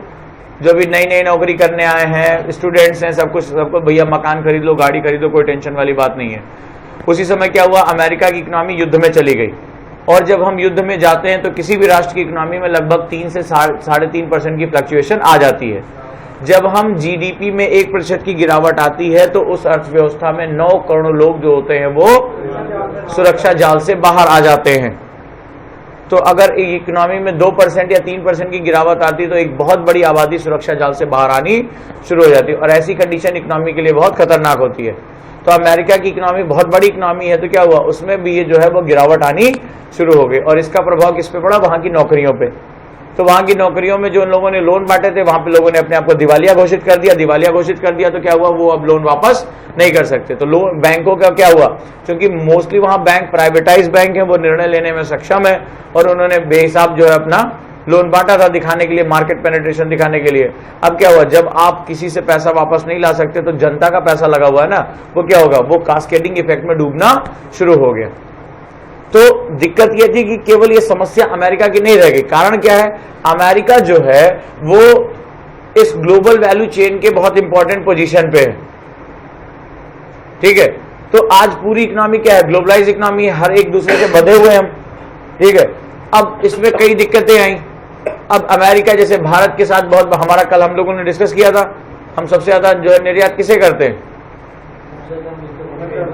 अमेरिका के साथ हमारा व्यापार घाटा है, उनका अमेरिका का हमें फायदा है, हमारा ट्रेड जो है वो इफिशिएंट है उनके साथ। अब क्या हुआ, वो पूरी दुनिया का जो है वो सिचुएशन जो है वो डाउन होना शुरू हो गया, एक पूरी कास्केडिंग इफेक्ट आनी शुरू हो गई और पूरी दुनिया की इकोनॉमी डाउन होनी शुरू हो गई। अब पूरी इकोनॉमी की जब डाउन होनी शुरू हुई तो हम चूंकि सर्विस बेस्ड इकोनॉमी है और सर्विस हमें किसकी करनी है, मास्टर की करनी है ना, तो मास्टर परेशान है तो सर्विस वाला जो है वो भी परेशान होना शुरू कर गया, उसके इफेक्ट हमारे इंडिया में आने शुरू हो गए। राइट, अभी देखो सॉफ्टवेयर कंपनी में अगर तुम्हारी जान पहचान का कोई हो, क्या हालत चल रही है इस समय। H1 वीजा के जैसे ही उसने स्टिंड किया, अभी 3200 4,000 कर्मचारी छांटे जा रहे हैं फिर से आईटी सेक्टर में, एक पॉलिसी फ्लक्चुएशन होने की वजह से। ये बुरी हालत हो गई है और लोग अमेरिका में इतना डर का माहौल पैदा हो गया है कि वहां से रुकना नहीं चाहते, वहां से भागना चाहते हैं। डेली कुछ ना कुछ सिस्टम चल रहा है। मेरा छोटा भाई क्वींसलैंड गया, ऑस्ट्रेलिया, जिस दिन वो जाना था उसी दिन वहां पे ऑस्ट्रेलिया में एक भारतीय की हत्या कर दी गई। तो खुद बहुत लोग डरे हुए हैं, वो पीएचडी करने जा रहा है क्वींसलैंड यूनिवर्सिटी से। तो हालत सबकी जो है वो ऑस्ट्रेलिया में इस समय सबकी सिचुएशन जो है बहुत, वहां भी काफी ज्यादा क्राइम हो रहे हैं, हेट क्राइम्स। तो ये वहां पे एक सेगमेंट चल रहा है। तो ये जो हमारा सेगमेंट है, अभी क्या खबर आई, अमेरिका ने जो है दुनिया में दो हिस्से ऐसे चल रहे हैं जिससे भारत को बहुत बड़ा खतरा होने जा रहा है। एक ट्रांस पैसिफिक पार्टनरशिप, कल हम लोगों ने एफटीए और पीटीए के बारे में पढ़ा था, फ्री ट्रेड एग्रीमेंट पढ़ा था। अब फ्री ट्रेड एग्रीमेंट में मुक्त व्यापार समझौता, जहां टैरिफ और बैरियर्स हमारे कम से कम होते हैं। टैरिफ और बैरियर क्या होता है, वस्तुओं की कीमतों को बढ़ा या घटा सकते हैं। तो ऐसी कंडीशन में क्या हुआ, अमेरिका ने चूंकि अपना जो है वो प्रभुत्व धारण करने की शुरुआत कर दी। क्यों शुरुआत की, चाइना ने ओआरओबी सेगमेंट को ले आ दिया। ओआरओबी मतलब one road one belt policy. क्या करना चाहता है, ये पूरा खेल जो है वो एशिया महाद्वीप में जो है इस हिस्से में वो बाजार स्थापित करने का खेल चल रहा है, ठीक है। क्योंकि आने वाले समय में विश्व का सबसे बड़ा बाजार यही दुनिया का होने जा रहा है, सबसे बड़ी जनसंख्या, ठीक है, जो डिमांड करेगी, पैसा यहां मूवमेंट करेगा। तो one road world belt policy में चीन क्या कर रहा है, चीन पूरे हिस्से पर अपना कब्जा करना चाहता है, एक मार्केट चाहता है। और मार्केट के लिए कल जो एक सिस्टम डिस्कस हुआ था, ट्रांसपोर्टेशन फैसिलिटी बहुत जरूरी है। चीन क्या कर रहा है, सारे पोर्ट्स में इन्वेस्टमेंट कर रहा है। कौन सी पॉलिसी के अंतर्गत, चेकबुक पॉलिसी के अंतर्गत। चाइना कौन सी पॉलिसी फॉलो करता है, चेकबुक पॉलिसी फॉलो करता है। चेकबुक पॉलिसी का मतलब हम आपकी सहायता कर रहे हैं, ये लो लोन दे दो। कल डिस्कशन हुआ था ना कि हमारा अफ्रीका के साथ व्यापार घट रहा है, उसने वही काम करना शुरू कर दिया। आने वाले कुछ सालों के अंदर, 10 से 15 सालों के अंदर अमेरिका को भी इसी बहुत बड़े बाजार की जरूरत पड़ेगी। तो अमेरिका क्या करना चाह रहा है, अमेरिका की पिवोट पॉलिसी। पिवोट पॉलिसी का मतलब, पिवोट का मतलब है धक्का देकर अंदर प्रवेश करना। और वो क्या करना चाहता है, अमेरिका की बड़ी ख्वाहिश है वो हिंद महासागर में किसी भी माध्यम से प्रवेश कर सके। और चाइना चाहता है कि उसको छोड़कर इस क्षेत्र में कोई भी शक्ति ना बचे, क्योंकि ये हिंद महासागर क्षेत्र जो है वो न सिर्फ ऊर्जा सुरक्षा के लिए, विकास के लिए, उद्योगों के डेवलपमेंट के लिए बहुत महत्वपूर्ण है। कारण क्या है, एक तो यहाँ मैग्नीज नोड्यूल बड़ी मात्रा में है, दूसरा ये आने वाले समय में तेल खनन का बहुत इंपॉर्टेंट सेगमेंट बनेगा, चौथा इसके सारे पोर्ट सबसे बड़ी जो है परचेजिंग पावर, जो आपकी परचेजिंग पावर पैरिटी वाली इकोनॉमीज को सपोर्ट करेंगी। बहुत जनसंख्या है जिसकी इनकम बढ़ रही है, इंडोनेशिया की भी इनकम बढ़ रही है, थाईलैंड की भी इनकम बढ़ रही है, लाओस की भी इनकम बढ़ रही है। ये सारे देश क्या हो रहे हैं, धीरे धीरे ग्लोबलाइजेशन का प्रभाव यहाँ आ रहा है और इनकी प्रति व्यक्ति इनकम जो है बढ़ रही है। और इसके साथ तुरंत क्या होगा, डिमांड बढ़नी शुरू हो जाएगी। ऐसे में चाइना ने अभी से घेराबंदी शुरू कर दी। ओआरओबी कुछ और नहीं, उसकी घेराबंदी, आर्थिक घेराबंदी। और इस समय आप देख लेना, अभी जब करंट पढ़ाऊंगा, पूरे साल में चाइना सबसे अधिक अंतर्राष्ट्रीय मंचों पर सक्रिय रहा है, सबसे अधिक सक्रिय रहा है। और उसने अपने जितने भी क्षेत्रीय संगठन है सब में चाबी भरनी शुरू कर दी, चाहे सीएसओ हो, चाहे आसियान हो, सबको क्या कर रहा है, वो प्रोमिनेंटली बहुत आगे लेकर जा रहा है। अमेरिका चाहता है कि ये बाजार उसको भी मिल जाए। सिर्फ अमेरिका नहीं, जापान भी ये चाहता है, जो चीन का धुर विरोधी है इस पर्टिकुलर इकोनॉमिक कंडीशन में। ऑस्ट्रेलिया भी ये चाहता है, न्यूजीलैंड भी ये चाहता है कि ये जो सामान है ये उसको बेच सके। अच्छा, टीपीपी में क्या खेल था, जो जापान था या एशिया के अन्य देश थे, उसमें उनको फ्री ट्रेड एग्रीमेंट से बड़ा फायदा हो रहा था। आखिर ट्रंप क्यों बाहर गया? क्योंकि टीपीपी के माध्यम से कोई भी टैरिफ एंड बैरियर नहीं होगा, जो सबसे बड़ा उत्पादक होगा उसको फायदा हो जाएगा। तो जापान को और जो वियतनाम और या क्या नाम है अन्य जो देश हैं छोटे छोटे जो मैन्युफैक्चरिंग कर रहे हैं, उनको बहुत बड़ा फायदा मिल जाता, उनको अमेरिका के रूप में बड़ा बाजार मिल जाता। अमेरिका को क्या मिल जाता? अमेरिका को घुसने के लिए, चाइना को काउंटर करने के लिए जो है गेटवे मिल जाता, और वो किसी भी माध्यम से एशिया प्रशांत में प्रवेश करना चाहता। ये दुनिया की 60% ऊर्जा क्षेत्र को कवर करता है, वो 12% को लेकर आ रहा है। यहां तक कि वियतनाम भी उसमें आ गया, जो कि अमेरिका का धुर विरोधी रहा है। क्यों आया? क्योंकि उसको सबसे बड़ा चीन से खतरा है। तो दुश्मन का दुश्मन दोस्त होता है। भूल गए सारी विचारधारा की अमेरिका ने उनके साथ क्या किया था, भूल गए वो सब। ठीक है, तो डोनाल्ड ट्रंप ने अब क्या किया? चूंकि ऐसा होता तो ट्रंप को यह लगा कि भाई प्रबल राष्ट्रवाद, संरक्षणवाद की तरफ जा रहे हो, और अमेरिका अपनी सारी अभी तक की नीतियों को भूल गया। उसने कहा हमें अपना व्यापार घाटा मेंटेन करना है। और याद होगा मैंने कहा था वो जब IR पढ़ा रहा था आप लोगों को, अमेरिका की दोस्ती किसी की नहीं है। याद है जो समय डोनाल्ड ट्रंप का निर्वाचन भी नहीं हुआ था, वो रेस में थे, और मैंने आपसे कहा था ना, याद है संदीप जी, मैंने बोला था, शायद ये दिसंबर या जनवरी की क्लास थी, मैंने कहा था उस समय जब IR पढ़ा रहा था कि अमेरिका की दोस्ती किसी के हित में नहीं है। ये वो देश है केवल और केवल अपना हित साधता है, केवल, उसके लिए ना कोई दोस्त रहा है ना कोई दुश्मन। अब देखो क्या किया, उसके टारगेट पर इंडिया भी है, क्योंकि 324 अरब का जो घाटा उसके साथ, काफी हमारा जो उसका बड़ा उसको घाटा हमारे साथ हो रहा है व्यापार में, और वो अपना व्यापार घाटा मेंटेन करके रखना चाहता है। इसीलिए वो क्या हुआ, टीपीपी से बाहर आ गया, और चीन के साथ भी तनातनी। लेकिन उससे हमें क्या होगा, उस संघर्ष में हमें नुकसान होना शुरू है, क्योंकि अब जो है, मैंने कहा था ना एक और बात, कि विश्व जो है वो एक नए ध्रुवीकरण की तरफ बढ़ रहा है, और देखो बढ़ता चला जा रहा है। अब फिर से हम, और अब की हमारे लिए अपनी जान बचाना मुश्किल होगा, क्योंकि उस समय हमने नॉन अलाइंड पॉलिसी अपनाकर क्या हुआ था, उस खेमे में जाने से बच गए थे। लेकिन अगला खेमा आप देखो, अब हमें स्पष्ट चुनाव के लिए कहा जाएगा कि आप अमेरिका के साइड या चीन के साइड। और रशिया और अमेरिका के बीच में मजेदार बात यह थी कि दोनों के साथ हमारी बाउंड्री नहीं लगती थी, तो हम बहुत सेफ थे, दूर से बैठे बैठे जो है ताश के पत्ते फेंट सकते थे, आजा भाई कोई बात नहीं। लेकिन अब इस केस में मामला बिगड़ जाएगा, क्योंकि चाइना ने एक बहुत बड़ा गेम खेल दिया, वह पाकिस्तान को अपने खेमे में लेकर आ गया है। तो यहां स्थितियां बहुत विकट हो जाएंगी। रशिया अमेरिका के बीच का कोई भी स्थिति, हमारे पास चुनाव के विकल्प थे, लेकिन अब ये नहीं हो पाएंगे, क्योंकि एक तरफ जो था वो उस समय उन दिनों व्यापार इतना ज्यादा इंटरलिंक्ड नहीं था। आज हमारा चाइना सबसे बड़ा जो है वो ट्रेड पार्टनर है।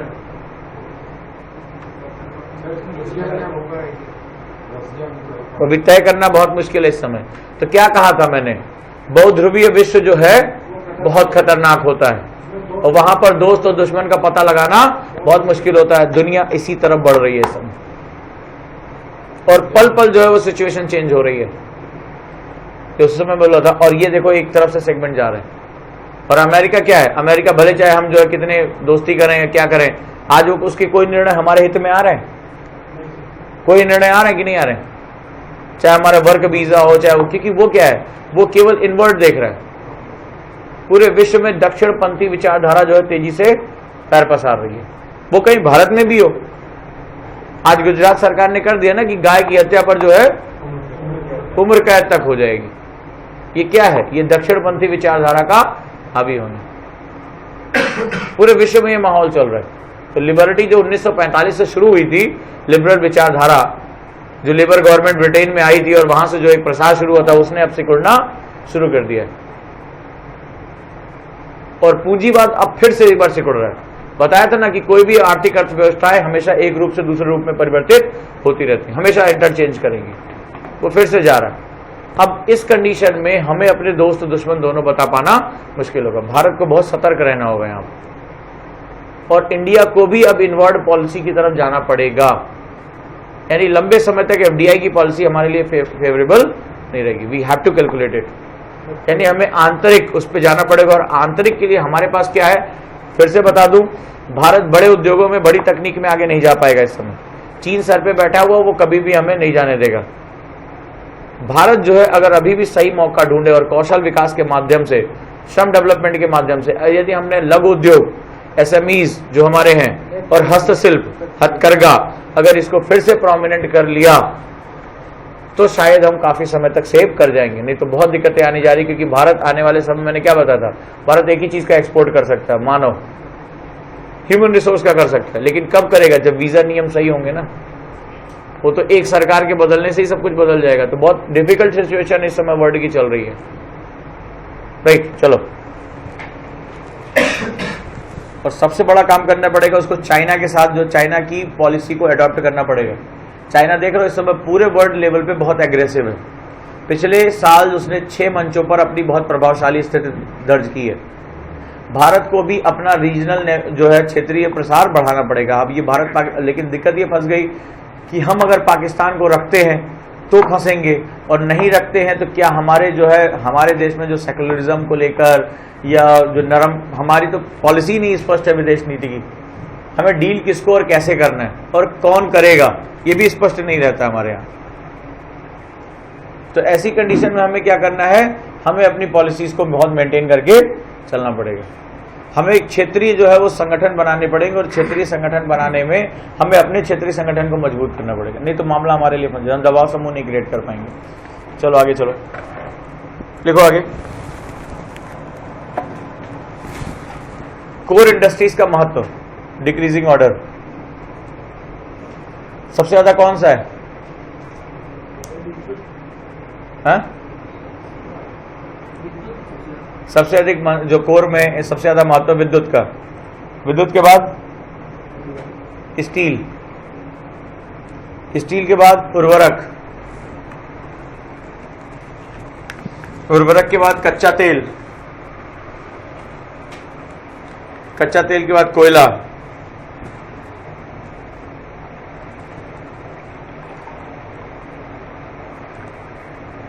कोयले के बाद सीमेंट, सीमेंट के बाद नेचुरल गैस, प्राकृतिक गैस।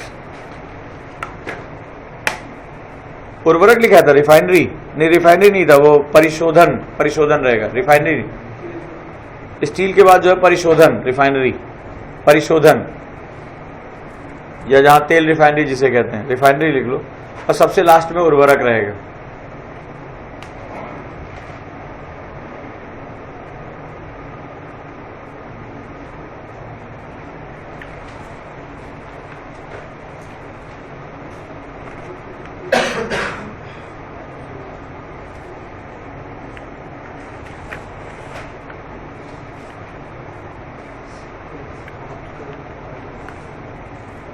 यहाँ पे रिफाइनरी कच्चा तेल दोनों, रिफाइनरी कच्चा तेल नहीं, कच्चा तेल एक इंडस्ट्री के रूप में जो होता है, कितना हम कच्चा तेल मंगा रहे हैं, हमारी उस इंडस्ट्री की, हमारी कोर इंडस्ट्री में है कितना। और रिफाइनरी प्रोडक्ट्स का मतलब है जो आप परिष्कृत जो है प्रोडक्ट, उत्पाद निकाल रहे हैं। ठीक है, उस प्रोडक्ट के उत्पाद में हम बहुत कुछ निकालते हैं ना, ग्रीस भी निकालते हैं, डीजल भी निकालते हैं, मोम भी निकालते हैं, उनका जो वेटेज हमारे लिए क्या है। अब लिखो,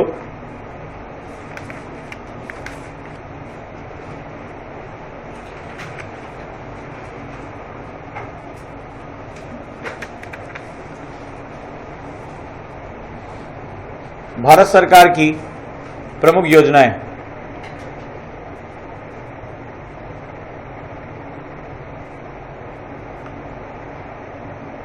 पहला स्वच्छ भारत कोष,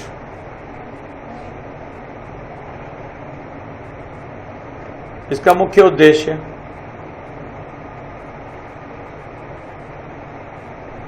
ग्रामीण क्षेत्र, शहरी क्षेत्र और विद्यालयों में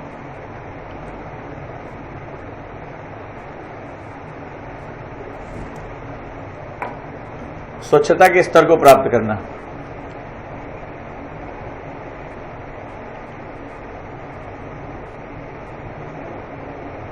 के स्तर को प्राप्त करना, विशेषकर स्कूलों में लड़कियों के लिए शौचालय की व्यवस्था स्थापित करना।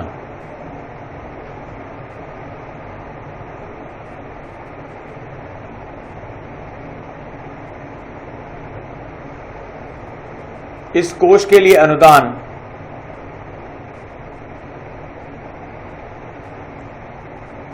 CSR corporate social responsibility, corporate सामाजिक उत्तरदायित्व 2013, CSR 2013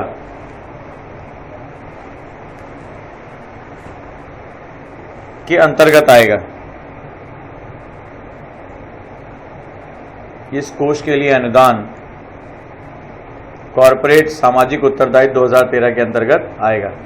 नेक्स्ट है important, DBT direct benefit transfer, प्रत्यक्ष नगद अंतरण, नगद अंतरण, DBT डायरेक्ट बेनिफिट ट्रांसफर कब लॉन्च हुआ? 2013 में। किस लिए? उद्देश्य सरकार की योजनाओं के लिए, प्रमुख योजनाओं के लिए धन सीधे लाभार्थी के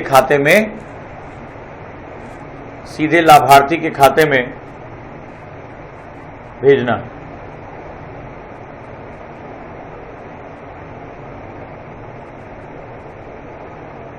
नेक्स्ट, उद्देश्य में दक्षता बढ़ाना,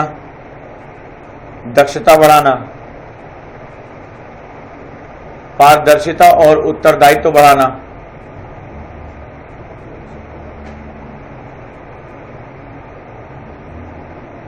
और धन के रिसाव को कम करना।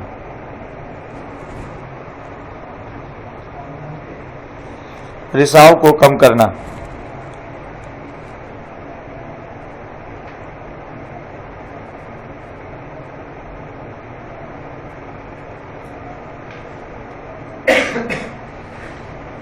राइट, सरकार ने क्या है ये DBT?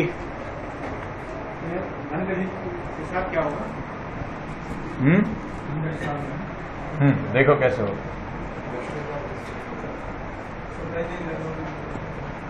कैसे काम करता है DBT? अब इसको क्या है, वर्तमान में सरकार ने इसको आधार से जोड़ दिया है, ठीक है, और इसके अंतर्गत पहल को भी लेकर आए, तमाम स्कीम्स को जो है लगभग इसको इसके साथ लेकर आए। DBT कैसे काम करता है? DBT तो पहले ये पता होना चाहिए रिसाव होता क्यों था। रिसाव मतलब जो टारगेट था उस तक नहीं पहुंचता था, ठीक है, टारगेट तक नहीं पहुंचता था। कारण क्या था? दो तरह के सिस्टम थे, PDS system, public distribution system, समझ लो ये कैसे काम करता है। और ये PDS सिस्टम और दूसरा होता है मार्केट सिस्टम, ठीक है। PDS यानी पब्लिक डिस्ट्रीब्यूशन सिस्टम, जन वितरण प्रणाली जो होती है वो सब्सिडाइज होती है। क्या यहां प्राप्त होता है? सब्सिडी। गवर्नमेंट क्या प्रदान करती थी? सब्सिडी। और वो उम्मीद करती थी कि जो बेनिफिशियरी हैं उसके लिए BPL कार्ड बना दिया, योजना आयोग ने जो है आंकड़ों से तय कर दिया, इतने लोग गरीब हैं, और सरकार ने उसी हिसाब से बजट का आवंटन हर साल कर दिया। ये गरीब को कहा जाता था कि भाई आपको जो अपनी मूलभूत चीजें हैं, ठीक है, वो कहां से उठानी है? PDS शॉप से उठानी है। या सरकार ने क्या किया? छात्रवृत्ति के लिए बोल दिया कि आप जो है फलाना, आप छात्र हैं, आपको पढ़ने लिखने हम पैसा दे रहे हैं, आप पढ़िए जाइए और वहां स्कूल से आपको छात्रवृत्ति दी जाएगी। इस तरह की योजनाएं थी। इसमें एक बहुत छोटा सा हम एग्जाम्पल लेते हैं, मान लो अनाज का एग्जाम्पल लेते हैं, गेहूं। PDS शॉप पे जो गेहूं था वो कितने रुपए? मान लो 2 रुपए किलो मिल रहा है, और बाजार में यही गेहूं जो MSP के प्रभाव में वो 12 रुपए किलो मिल रहा है, ठीक है। इन दोनों के बीच में क्या है? 10 रुपए का एक ह्यूज अंतर है, ठीक है। मार्केट प्राइस यही है, लेकिन सरकार क्या करी? इसको सब्सिडाइज कर रही है। क्यों? ताकि इन लोगों को खाद्य सुरक्षा प्रदान हो सके, ठीक है। अब सरकार ने क्या किया? अब इसमें बहुत बड़ी दिक्कत आती थी, क्योंकि ये मोस्टली जो है वो ह्यूमन ऑपरेटेड रहा करता था। जब भी कोई सिस्टम ह्यूमन ऑपरेटेड होगा, मनुष्य के द्वारा जो है वो संचालित या क्रियान्वित किया जाएगा, उसमें जो है वो घाटा और या जिसे भ्रष्टाचार की हमेशा आशंका बनी रहेगी। इस व्यक्ति को, चूंकि ये जागरूक नहीं है, गरीब नहीं है, शिक्षित नहीं है, यहां पर क्या करता था? ये व्यक्ति जो गेहूं जो है अच्छे किस्म का गेहूं सरकार दे रही है, उसको मार्केट में बेचने के लिए भेज देता था, ठीक है। अब जो व्यापारी है या जो अधिकारी के साथ ही मिलकर जो है उसने जो है इसको यहां से उठा लिया, थोड़ा परसेंटेज इसको दे दिया, ले आकर माल उसने बाजार में बेचना 12 रुपए के हिसाब से बेचना शुरू कर दिया। मान लो इसने यहां से 3 रुपए का खरीद लिया और यहां ले जाकर बेच रहा है। अब दूर दराज के गांव में ये बेचारा बैठ के झोला लेके वेट कर रहा है कि मेरा गेहूं आएगा, मेरे करण अर्जुन आएंगे, उस हिसाब से और वो बेचारे करण अर्जुन नहीं पहुंचते, यानी गेहूं चावल आता ही नहीं था, या आता भी था तो सड़ी गली क्वालिटी का उसको प्रोड्यूस कर दिया जाता, भेज दिया जाता, भाई बोरे आ गए, और वो बेचारा सरकार को गाली देता हुआ चला जाता था। सरकार को उन लक्षित समूहों तक नहीं मिल पाता था। वो लेके रोज कैरोसिन का पीपा लेकर रोज जाता था, आगे भैया तेल, बोले नहीं अभी नहीं आया। और तेल कहाँ चला गया? वहां चला गया डीजल में मिलावट करने के लिए, पेट्रोल में मिलावट करने के लिए, कैरोसिन रास्ते से ही निकल गया। और यहाँ बैठ कर शिकायत करें तो किससे? जिससे शिकायत करने जाना है उसी ने तो ये सारा खेल खेला है। तो बिल्ली को दूध की रखवाली दे दोगे तो क्या होगा आपको पता ही है। तो यही केस हुआ। सरकार ने बहुत दिन तक इस पे टीपीडीएस, टारगेटेड पीडीएस करने की कोशिश की, बहुत प्रयास करने की कोशिश की।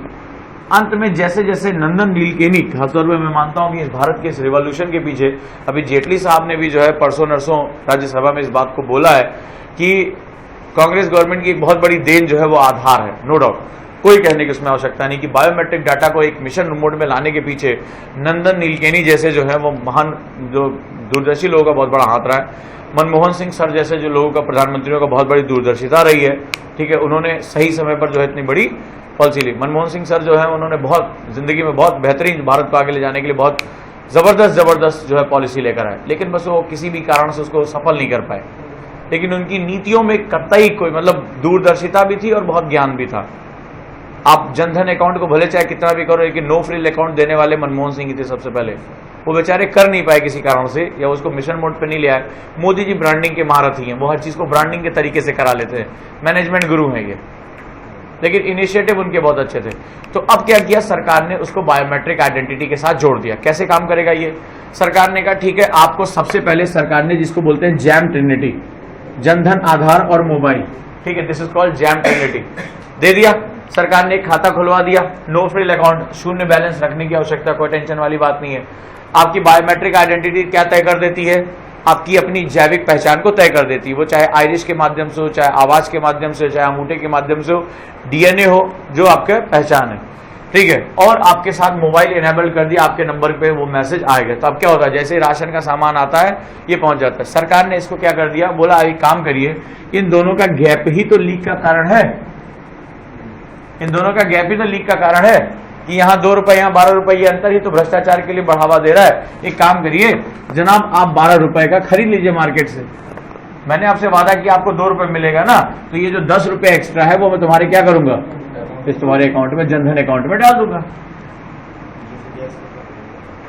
जैसे गैस में कर रहे हैं, पहल में कर रहे हैं। जिसके पास 12 चावल नहीं लेना, चावल ले सकते हैं। जिसके पास 12 रुपये रहेगा तभी तो कटेगा, 12 रुपये रहेगा तभी तो कटेगा। बात तो ये भी सही है।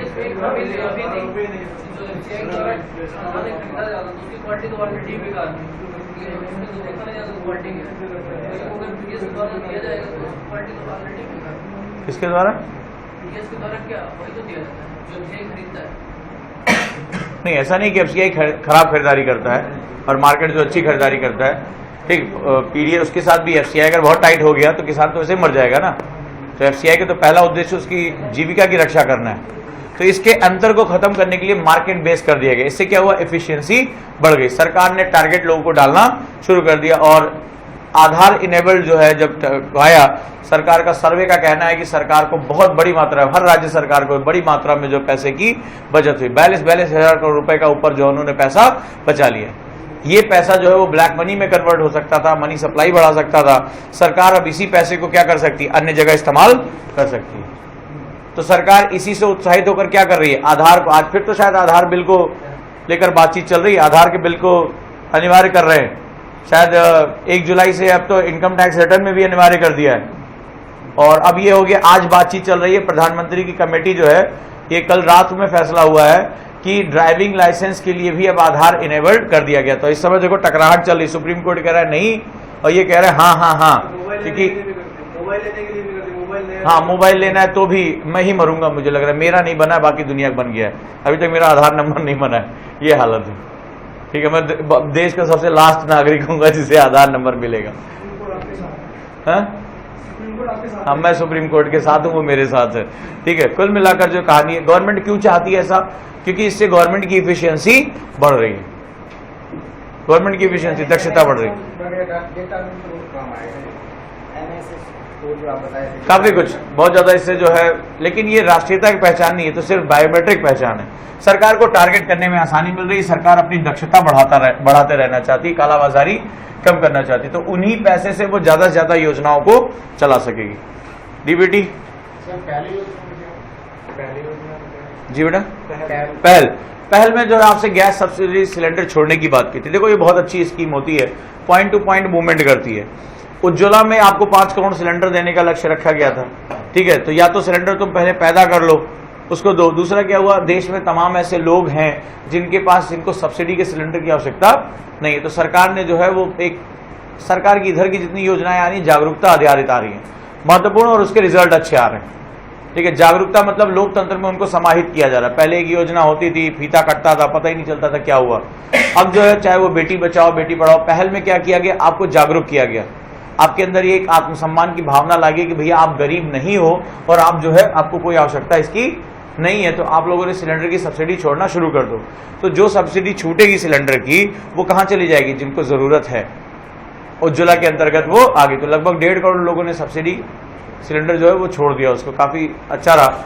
और सरकार की जितनी भी, चाहे वो स्वच्छ भारत मिशन हो, आपने देखा होगा, ये भी जागरूकता आधारित है, कहीं कोई फंड एलोकेट नहीं किया जा रहा है ऐसा, लेकिन ये क्या कर रहा है, जागरूकता आधारित है।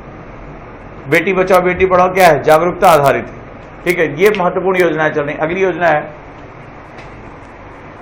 किसान क्रेडिट कार्ड, लिखा चुका हूं इसको, ठीक है, केसीसी।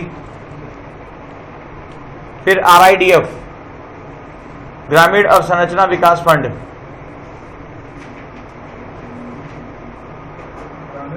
अवसंरचना विकास फंड,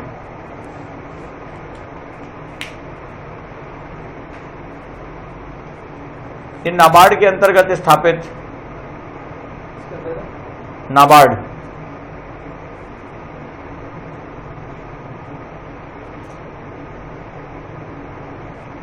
ग्रामीण विकास के अंतर्गत स्थापित ग्रामीण विकास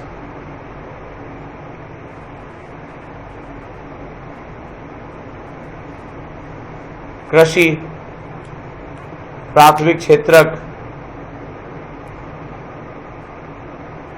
और कमजोर वर्गों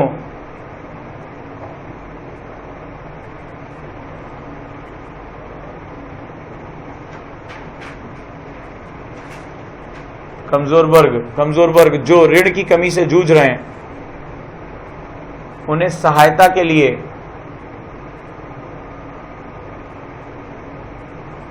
वाणिज्यिक बैंकों द्वारा, अंडरलाइन करना, वाणिज्यिक बैंकों द्वारा स्थापित किया गया। कौन इसमें पैसा देता है, कमर्शियल बैंक, किसके माध्यम से, नाबार्ड के थ्रू, वाणिज्यिक बैंकों की सहायता से स्थापित किया गया।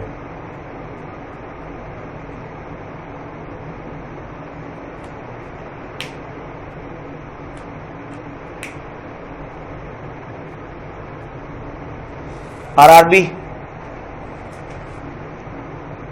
क्षेत्रीय ग्रामीण बैंक,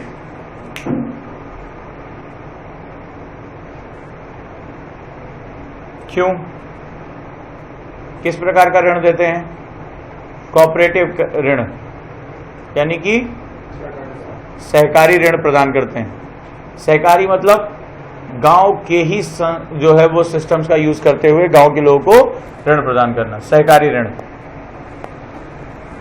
राइट। कारण किसको देते हैं, ग्रामीण और कृषि क्षेत्र में ऋण की उपलब्धता कराने के लिए।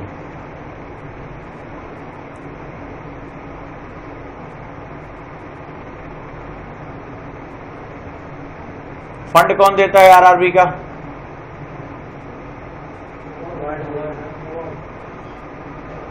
ना, देखो फंड कौन देता है इसको, देख लो, इसका जो इसमें ये ज्वाइंट वेंचर होता है, ज्वाइंट ओन्ड होता है, ज्वाइंट, इसके मालिक गवर्नमेंट ऑफ इंडिया, केंद्र सरकार,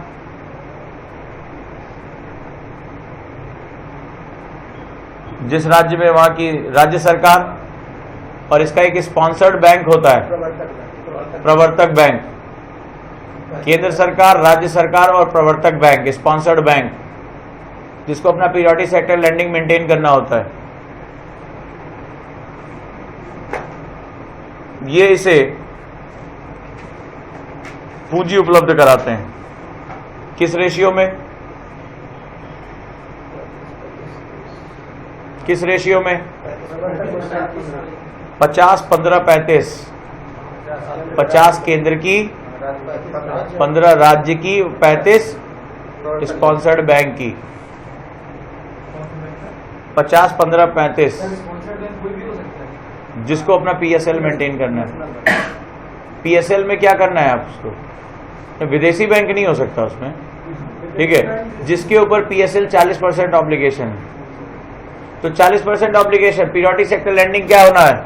उसको अपने, मान लो 100 रुपया ऋण दे रहा है, PSL का कॉन्सेप्ट समझ लो, 40 रुपया ऋण दे रहा है, तो 40 रुपया जब ऋण दे रहा है तो 40 रुपए में ऑब्लिगेशन कर दिया। बैंक क्या है? वाणिज्यिक बैंक। वाणिज्यिक बैंकों का एक सूत्रीय कार्यक्रम होता है क्रेडिट क्रिएशन करना। क्रेडिट क्रिएशन यानी साख निर्माण जो होता है वही उनकी आय का प्रमुख स्रोत होता है। साख निर्माण कैसे होता है भाई, बताओ बच्चा? उधर वाले जो दीवार पे एक बार ऐसे सर मारो तो तेजी से, मतलब इतने दिन से साख निर्माण चल रही, साख निर्माण क्या नहीं पता? क्रेडिट क्रिएशन कैसे होता है? बैंक क्या होता है? बैंक जानती हो क्या होता है? क्या होता है? और कौन सा बैंक जिसको लूटते हैं? बैंक कौन सा होता है? और कौन सा बैंक तुमने देखा? पिगी बैंक, गुल्लक, उसका नाम दे दिया स्टेट बैंक ऑफ, कंगाल बैंक ऑफ इंडिया है। हाँ बोलो, है? बैंक किसे कहते हैं? एक तो तुम लोग मुझसे ही मेरी आत्महत्या कराओगे। हाँ बोलो, हाउ बैंक्स क्रिएट क्रेडिट?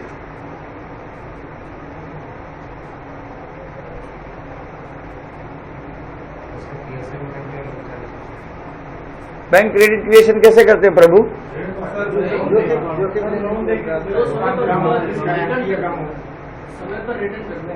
वो क्रेडिट क्रिएशन है।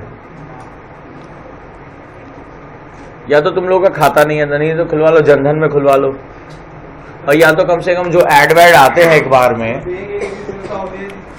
आपका ही पैसा आपको दिया जाता है।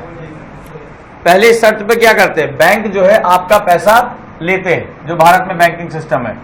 किस आधार पर लेते हैं? क्यों आप उसमें पैसा रखोगे? पहली बात तो आपको आपके पैसे की सुरक्षा देते हैं, घर में चोर चुरा ले गया कौन देगा, ठीक है। और दूसरा क्या काम करते हैं? उस पे कहते हैं कि आप हमारे पास पैसा रखोगे तो हम आपको क्या करेंगे, कुछ इस पे ब्याज जोड़कर वापस करेंगे।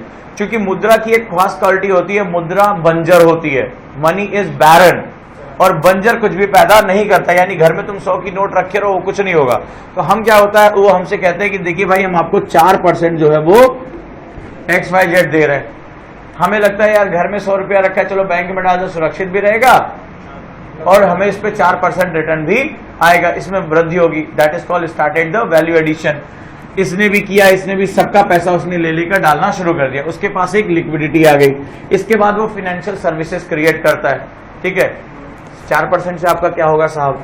आपका बुढ़ापा खराब हो सकता है, आपके बच्चे निकाल सकते हो, उस समय क्या करेंगे? कोई एक्सीडेंट हो गया, क्या करना है? एक FD करा लीजिए, एक टाइम डिपॉजिट करा लीजिए, आपको 8% देंगे, ठीक है। हम आपको क्या करेंगे? 8% लोन देंगे, ठीक है साहब। एक बड़ी आबादी ने जो है वो FD करा ली।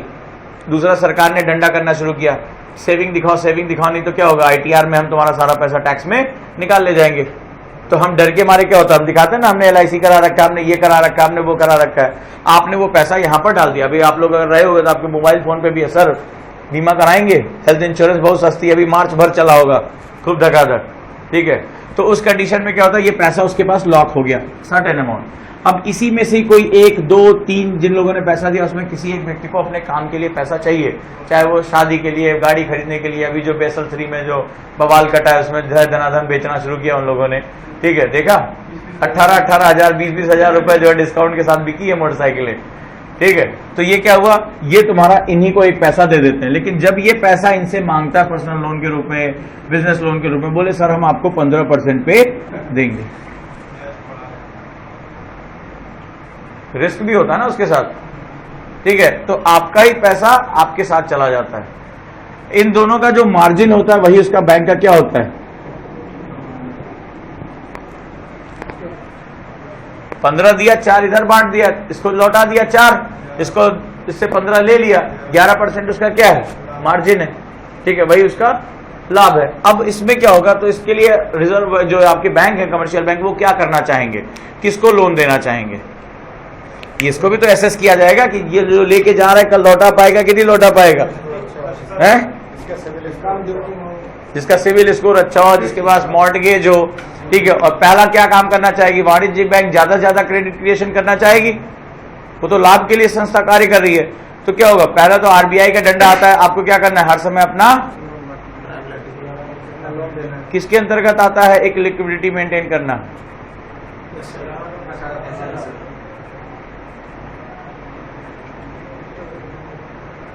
एक सर्टेन लिक्विडिटी हर समय किसी भी पॉइंट ऑफ टाइम पे मेंटेन होनी चाहिए।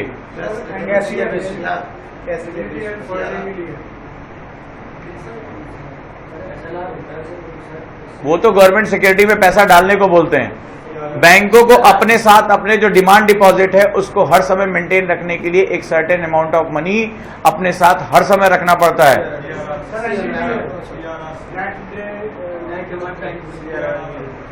CRR, कैश रिजर्व रेशियो, नगद आरक्षी अनुपात।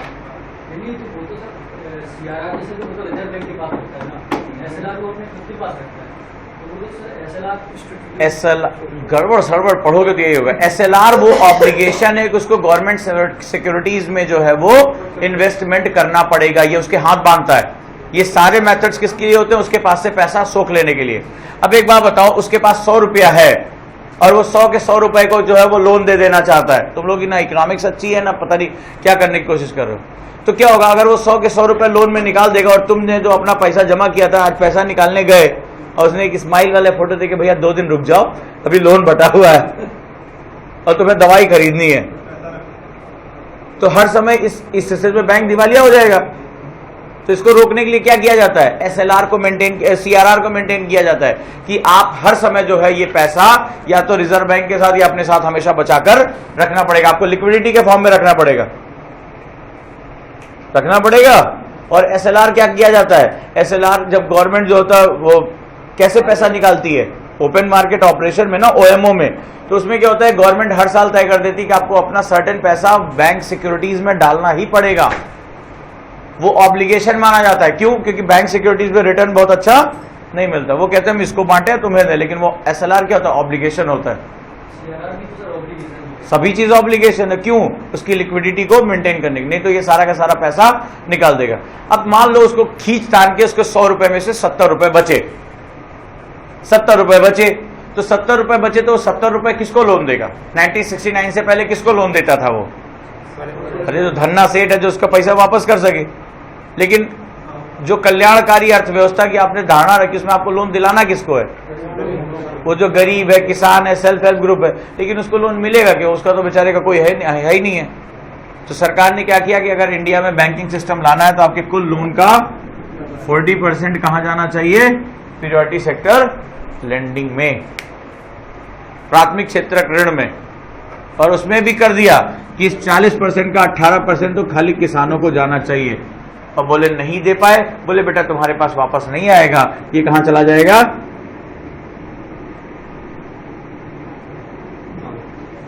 या तो तुम एक काम करो, इस SLR को खर्च आखिर कैसे करेगा? उसको हर साल बैलेंस शीट दिखानी पड़ती है ना, खर्च कैसे करेगा? तो इसके लिए चाहे RRB के थ्रू जाओ, चाहे तुम डेवलपमेंटल फंड बनाओ, जो भी करना हो, आप हर बैंक जो अपना SLR मेंटेन करना चाहता है वो क्या करेगी? स्पॉन्सर्ड बैंक के रूप में किसी न किसी RRB को गोद ले लो, ठीक है, उसमें अपना जो फंड दो कृषि के लिए। 40% मतलब 100, मान लो आज उसके पास 100 रुपया है लोन देने के लिए, तो 40 रुपया किसको देना है? गरीब को, किसान को और सेल्फ हेल्प ग्रुप को। और उस 40 रुपए का 18 रुपया किसको जाना है? 40 का 18। जी बेटा 48।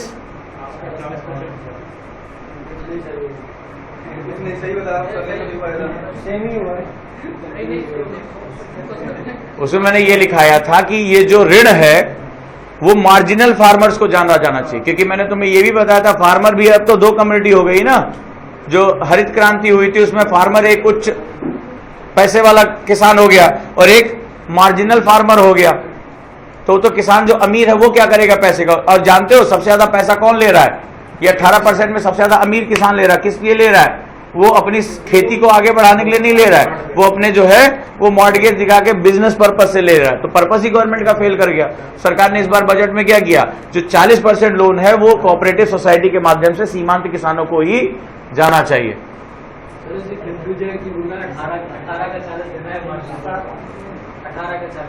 18 का 40 प्रियोरिटी सेक्टर लेंडिंग में 40% कर्ज जो है पीएसएल में जाना चाहिए, प्रियोरिटी सेक्टर लेंडिंग में। क्या हुआ? बजट में सर ने पढ़ाया था 40% मार्जिनल को देना, ऐसा होगा मतलब वो 40 का 18 का 40 ना। तो इसमें इसका जो पैसा है 18% किसको गया? फार्मर कम्युनिटी को गया। तो फार्मर कम्युनिटी में अभी तक डिफाइन नहीं था ना, फार्मर तो कोई भी हो सकता है। वो जो मर्सिडीज से पंजाब का किसान चल रहा है वो भी तो फार्मर है। मैंने ग्रेटर नोएडा में फार्मर देखा था भैया, वहां देखा था, वो मतलब पांव फटे हुए थे, मतलब जिंदगी भर खेत में। भाई साहब होंडा सिटी से उतरा था ड्राइवर के साथ और एकदम धोती कुर्ता पहने और अंदर घुसा। बैंक मैनेजर, तू क्या, तेरी औकात क्या, मेरे इतने खाते इतने बैंकों में चलते हैं। वो भी एक फार्मर है हमारे देश का। शुद्ध देख के लग रहा था जिंदगी खेतों में बीती है, 2-4 जमीनें अच्छी बिकी हैं, बढ़िया होंडा सिटी चमचमाती हुई, आगे ड्राइवर बैठा हुआ है, पीछे एकदम बैठा उतरा है, ऐसे धोती उठाया, चटर पटर करते हुए चप्पल अंदर, और बैंक मैंने, अरे सर ऐसा क्या सर है? तो अरे तुम्हारे से 4 खाते हमारे ऐसे खुलते।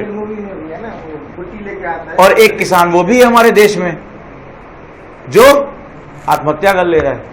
वो आत्महत्या करने की रकम जिस दिन सुनोगे उस दिन विश्वास उठ जाएगा राज्य सत्ता से। उड़ीसा में ऐसे ऐसे किसान हैं जो 800 और 900 रुपए के लिए आत्महत्या की है। इतनी बुरी स्थिति हमारे देश की, 800-900 रुपए के लिए नहीं है। इतना हमारे दिल्ली के जो बच्चे बर्गर मुंह में लगा के फेंक देते, मॉम अच्छा नहीं है, इतने के लिए मर गया वो। उड़ीसा में 300% है इस समय कर्ज की रेट, जो साहूकारी चल रही है 300%। ये सब कागजों में बहुत पहुंचा हुआ है यार। कागजों में हमारा देश जो है वो सोने की बालियां पैदा कर रहा है। एक्चुअली किसानों के 2 वर्ग पैदा हो गए ना हरित क्रांति के बाद। एक जो वर्ग बहुत ताकतवर हो गया और उसने जब ताकतवर हुआ उसने क्या किया? संसाधनों पर कब्जा कर लिया। उस दिन जो सीरीज बताई थी याद है ना? पहले तो शहरी और ग्रामीण, वही है सब कुछ। फिर ग्रामीण में क्या हुआ? ग्रामीण में जो समृद्ध है और पीछे, यही कहानी बताई थी। यही तो है इसकी सारी खेल। इसीलिए तो गवर्नमेंट अब इसको ग्राउंड लेवल पे पेनिट्रेट करा रही है।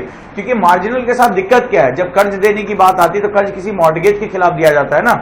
उसके पास है क्या मॉर्टगेज के नाम पर? फुटपाथ पे सोता है, जमीन के नाम पर कुछ नहीं है उसके पास, तो मॉर्टगेज देगा क्या? यहां तक कि हमारे यहाँ घोस्ट आइडेंटिटीज पाई जाती हैं। समझते हो इसका मतलब? आज हमारे देश में पलायन की दर बहुत बड़ी है, मेंस में पढ़ोगे इसको। तो जब सेंसस के आंकड़े आ रहे थे वो था कहां? वो ना गांव में है ना शहर में, वो है कहां?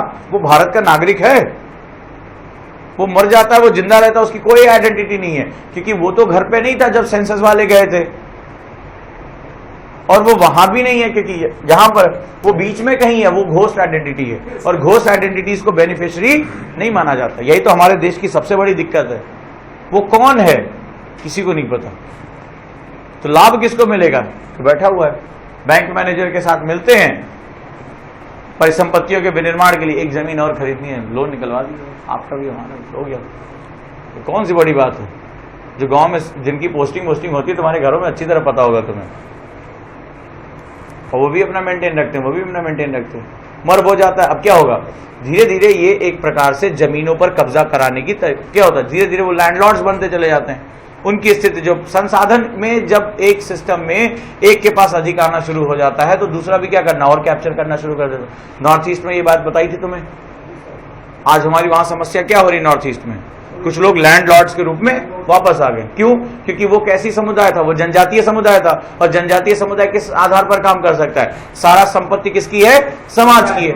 लेकिन अब वहां पर क्या हो गया? परोक्ष रूप से पूंजीवाद प्रवेश कर गया, कुछ लोग लैंडलॉर्ड बन गए, जमीनें कैप्चर करने लगे। तभी तो वहां संघर्ष बढ़ता चला जा रहा है। ये दिक्कत है। तो आपने 6ठी अनुसूची बनाई थी, 5वीं अनुसूची बनाई थी उनको प्रोटेक्ट करने के लिए बाहर के लोगों से, लेकिन उनको अपने ही अंदर के लोगों से कैसे प्रोटेक्ट कर पाओगे? किसान को तुम प्रोटेक्ट कर रहे हो अन्य क्षेत्रों से ना, लेकिन किसान को किसान से प्रोटेक्ट कैसे कर पाओगे? ये बताओ कौन सा नियम करोगे? ये चलो आगे देखते हैं। प्रधानमंत्री जनधन योजना, जैम ट्रिनिटी का बहुत इंपॉर्टेंट सेगमेंट है। पीएम प्रधानमंत्री जनधन योजना किस प्रकार का सेगमेंट है? नो फ्रिल अकाउंट है, न्यूनतम राशि नहीं रखनी, नो फ्रिल। अभी तक हमारे बैंकों में क्या दिक्कत थी, क्यों शुरू किया गया? अब फिर से कर दिया आज प्रधानमंत्री ने, फिर ने आपको न्यूनतम राशि रखनी पड़ेगी ना, आज से कम हुई तो निपटा देंगे। तो पहले क्या था? पहले यह था कि 10,000 रुपए से ही आप खाता खुलवा सकते हो। तो प्रयास क्या है कि क्यों वो बैंकिंग सिस्टम से बाहर है? भैया पता चलो उसकी इनकम ही 10,000 नहीं हो पा रही तो खाता कहां से खुलवाएगा? तो इसको टारगेट करते हुए क्या हुआ? जनधन अकाउंट खोला गया। जनधन अकाउंट को क्या हुआ? बोला आप चाहे कुछ रखो चाहे ना रखो, खाता खुलवा लो। बैंकों ने क्या विरोध किया? बैंकों ने कहा एक खाते को मेंटेन करने के लिए हमें इतने अमाउंट खर्च करने पड़ते हैं, हमारे ऊपर देनदारी। सरकार ने कहा क्या ये देनदारी हम पूरी करेंगे, आप इस अकाउंट को मेंटेन करके रखिए, राइट। और चाहे पैसा आए चाहे ना आए। दूसरा क्या किया? एक रुपए कार्ड दे दिया उसके माध्यम से डिजिटल ट्रांजैक्शन के लिए। तीसरा काम क्या किया? तीसरा काम ये किया कि उसको जो है बीमा की सुरक्षा भी दे दी। चौथा काम किया, ओवरड्राफ्ट फैसिलिटी दे दी कि एक सर्टेन अमाउंट के बाद आप 5,000 रुपए तक का ओवरड्राफ्ट कर सकते हो। प्रधानमंत्री को ये उम्मीद थी कि अगर ये 150 रुपया कल को ये बैंक आना तो शुरू कर दे, और बार बार उन्होंने जाकर क्या कहा कि भाई हमारे देश के लोगों ने इतने 1,000 करोड़ रुपए इस अकाउंट में डाले। सरकार का लक्ष्य क्या था? सरकार का बहुत दूरगामी लक्ष्य उसी समय था। सरकार को अगले 5 सालों का उसने खाका तैयार कर लिया था। इसीलिए आते ही सबसे पहले योजना यही थी, मोदी सरकार की सबसे महत्वाकांक्षी योजना यही थी। कारण क्या था? भारत को अगर अगले चरण में लेके जाना है तो डिजिटल पेनिट्रेशन कराना ही था। और अभी देखते जाओ अगला खेल क्या क्या होगा। आने वाले समय में कैश को जितना ज्यादा ये हो पाएंगे रिड्यूस करेंगे, करना शुरू कर दिया। अब तो आप पैसा भी जमा, पहले ये था निकालने जाओ तो टेंशन होती थी, अब तो जमा करने भी जाओ तो टेंशन हो रही है। और अभी देखना 2-4 दिन बाद जब जैसे जमा करने, किसके खाते जमा करने जाओ उसका भी पहचान मांगेंगे। होगा उसकी भी पहचान मांगेंगे, भैया किसके खाते में कौन जमा करा रहा है। अभी दिया ना जमाकर्ता का कुछ नहीं पता होता, अभी जमाकर्ता का शुरू कर देंगे कि तुम ही जमा करा रहे हो, बताओ कौन हो इनके और कहां से आया पैसा। दोनों की आइडेंटिटी रखवाएंगे, पाने वाले और देने वाले की। कुल मिलाकर डिजिटल ट्रांजैक्शंस बढ़ा रहे हैं। और उसके लिए तभी हो सकता था जब सबके पास खाते हों। उनका पहला टारगेट ये था खाता खुलवा दो, सबको आधार के साथ जोड़ दो, और फिर तीसरा क्या करो, इस सब्सिडी का पैसा सही आदमी को पहुंचा दो। फायदा क्या होगा? सरकार इसके माध्यम से 2-3 चीजों को टैकल कर लेगी। एक तो जिसको लाभ चाहिए उसको लाभ मिल जाएगा, दूसरा कालाबाजारी रुकेगी, तीसरा जो हमारे ऊपर अंतर्राष्ट्रीय IMF का डंडा है कि आपको वित्तीय अनुशासन बनाकर रखना है, बिगड़ कहां रहा था? हम ज्यादा सब्सिडी दे रहे थे, उसी में हमारा बिगड़ रहा था। हमें अपने वित्तीय अनुशासन को भी मेंटेन करके रखना था, क्योंकि ये वित्तीय अनुशासन करता क्या है? अंतर्राष्ट्रीय जगत में हमारी क्रेडिट रेटिंग को खराब कर देता है। इतना हल्का मत लेना इसको, ये हर चीज एक दूसरे के साथ जुड़ी हुई है। जितना ज्यादा आपका करंट अकाउंट डिफिसिट बढ़ता जाएगा, इकोनॉमी उतनी वल्नरेबल होती चली जाएगी, उतनी संकट में फंसती चली जाएगी। समझ रहे हो मेरी बात? तो इसकी वजह से क्या होगा? ये जो क्रिसिल और ये जो मूडीज, ये क्या करते हैं? ये हमारी क्रेडिट रेटिंग तय कर देते हैं, और क्रेडिट रेटिंग अगर घटा दी तो क्या होगा? इसका प्रभाव किस पे ऊपर पड़ेगा? निवेश पे पड़ेगा। क्यों घटी? क्यों? क्योंकि वित्तीय अनुशासन नहीं। अगला आदमी पूरे दुनिया में मैसेज क्या चला जाएगा? अरे भैया इनके यहां मत जाना, ये तो कर्जा लेकर खा रहे हैं, इनके यहां पैसा मत लगाना। तो क्या होगा? हमारे यहां निवेश आना बंद हो जाएगा। ये बहुत बड़ी एक संरचना है। कभी शांति से सोच के देखोगे तो पाओगे कि अर्थव्यवस्था में निर्णय लेना जो होता है बहुत कठिन होता है, बहुत जो होता है माइन्यूट डिसीजन। ये एक बहुत बड़ा जाल बुना गया है, और इसके बहुआयामी जो है वो प्रयास होने चाहिए। तो एक तरफ आपको अपना डिफिसिट बढ़ाना है, दूसरी तरफ अगर आपने सरकारी उसमें महामंदी के बाद, खासतौर पे 2008 के बाद हमारे लोगों की क्रय शक्ति क्षमता क्या हुई थी? गिर गई थी। और भारत को एक तरफ तो निवेश के लिए विश्वास बनाए रखना, और दूसरा निवेश चाहिए, और निवेश की प्रमुख शर्त क्या है? बाजार।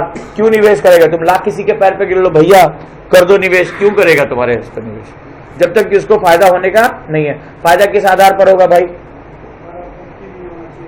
क्यों तुम्हारे यहां आकर मोबाइल बनाएगा? क्यों तुम्हारे यहां आकर जो है वो सामान बनाएगा? उसका सामान यहाँ बिकेगा तब तो बनाएगा, और बिकेगा कब भाई? जब तुम्हारे यहाँ लोगों के पास। तो गवर्नमेंट को क्या करना है? एक तरफ उसको भी मेंटेन करना और एक तरफ इसको भी। इसीलिए इकोनॉमिक्स को कहते हैं तलवार पे धार, जैसे तलवार की धार पर चलने जैसा होता है ना, इकोनॉमिक्स ऐसे होती है। एक तरफ उनकी जो है परचेजिंग पावर मेंटेन करनी है और दूसरी तरफ हमारी अपनी क्रेडिट रेटिंग भी मेंटेन करनी है। निवेश इतना आसान नहीं है कि आ जाएगा, आपने कह दो निवेश निवेश और आ जाएगा। खोल तो दिया हमने रेलवे को, केवल 8,000 करोड़ रुपए का निवेश आया एफडीआई, खोल दिया हमने, कहां आया निवेश? कुछ नहीं आया, बहुत छोटी मात्रा, हमने बहुत प्रयास किया उसके लिए। तो इसका सीधा सा मतलब है हमें मल्टीपल डायरेक्शंस में काम करना है, इसलिए दैट इज कॉल्ड प्रधानमंत्री जनधन योजना।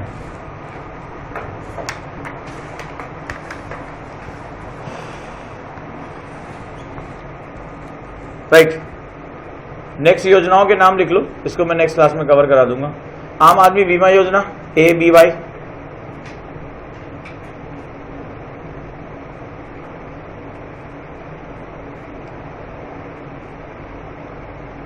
प्रधानमंत्री जीवन ज्योति योजना,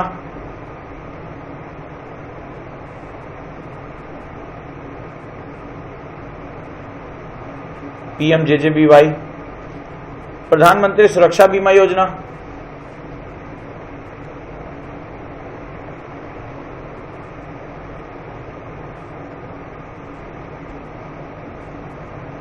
स्वावलंबन आया हुआ एग्जाम में, स्वावलंबन स्कीम,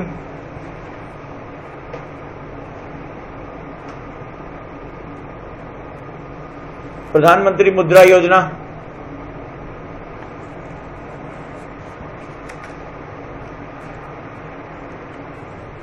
स्टैंड अप और स्टार्टअप।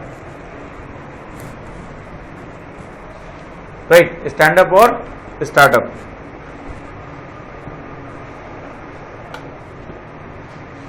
ये जो है क्रेडिट क्रिएशन की प्रमुख योजनाएं रही। राइट, अगली क्लास शायद जो है वो आपकी सारी प्रोग्राम एंड पॉलिसी पे ही होगी। राइट, जो पहली क्लास लूंगा वो इसी पे लूंगा, उसी दिन बृहस्पतिवार को खत्म कर दूंगा।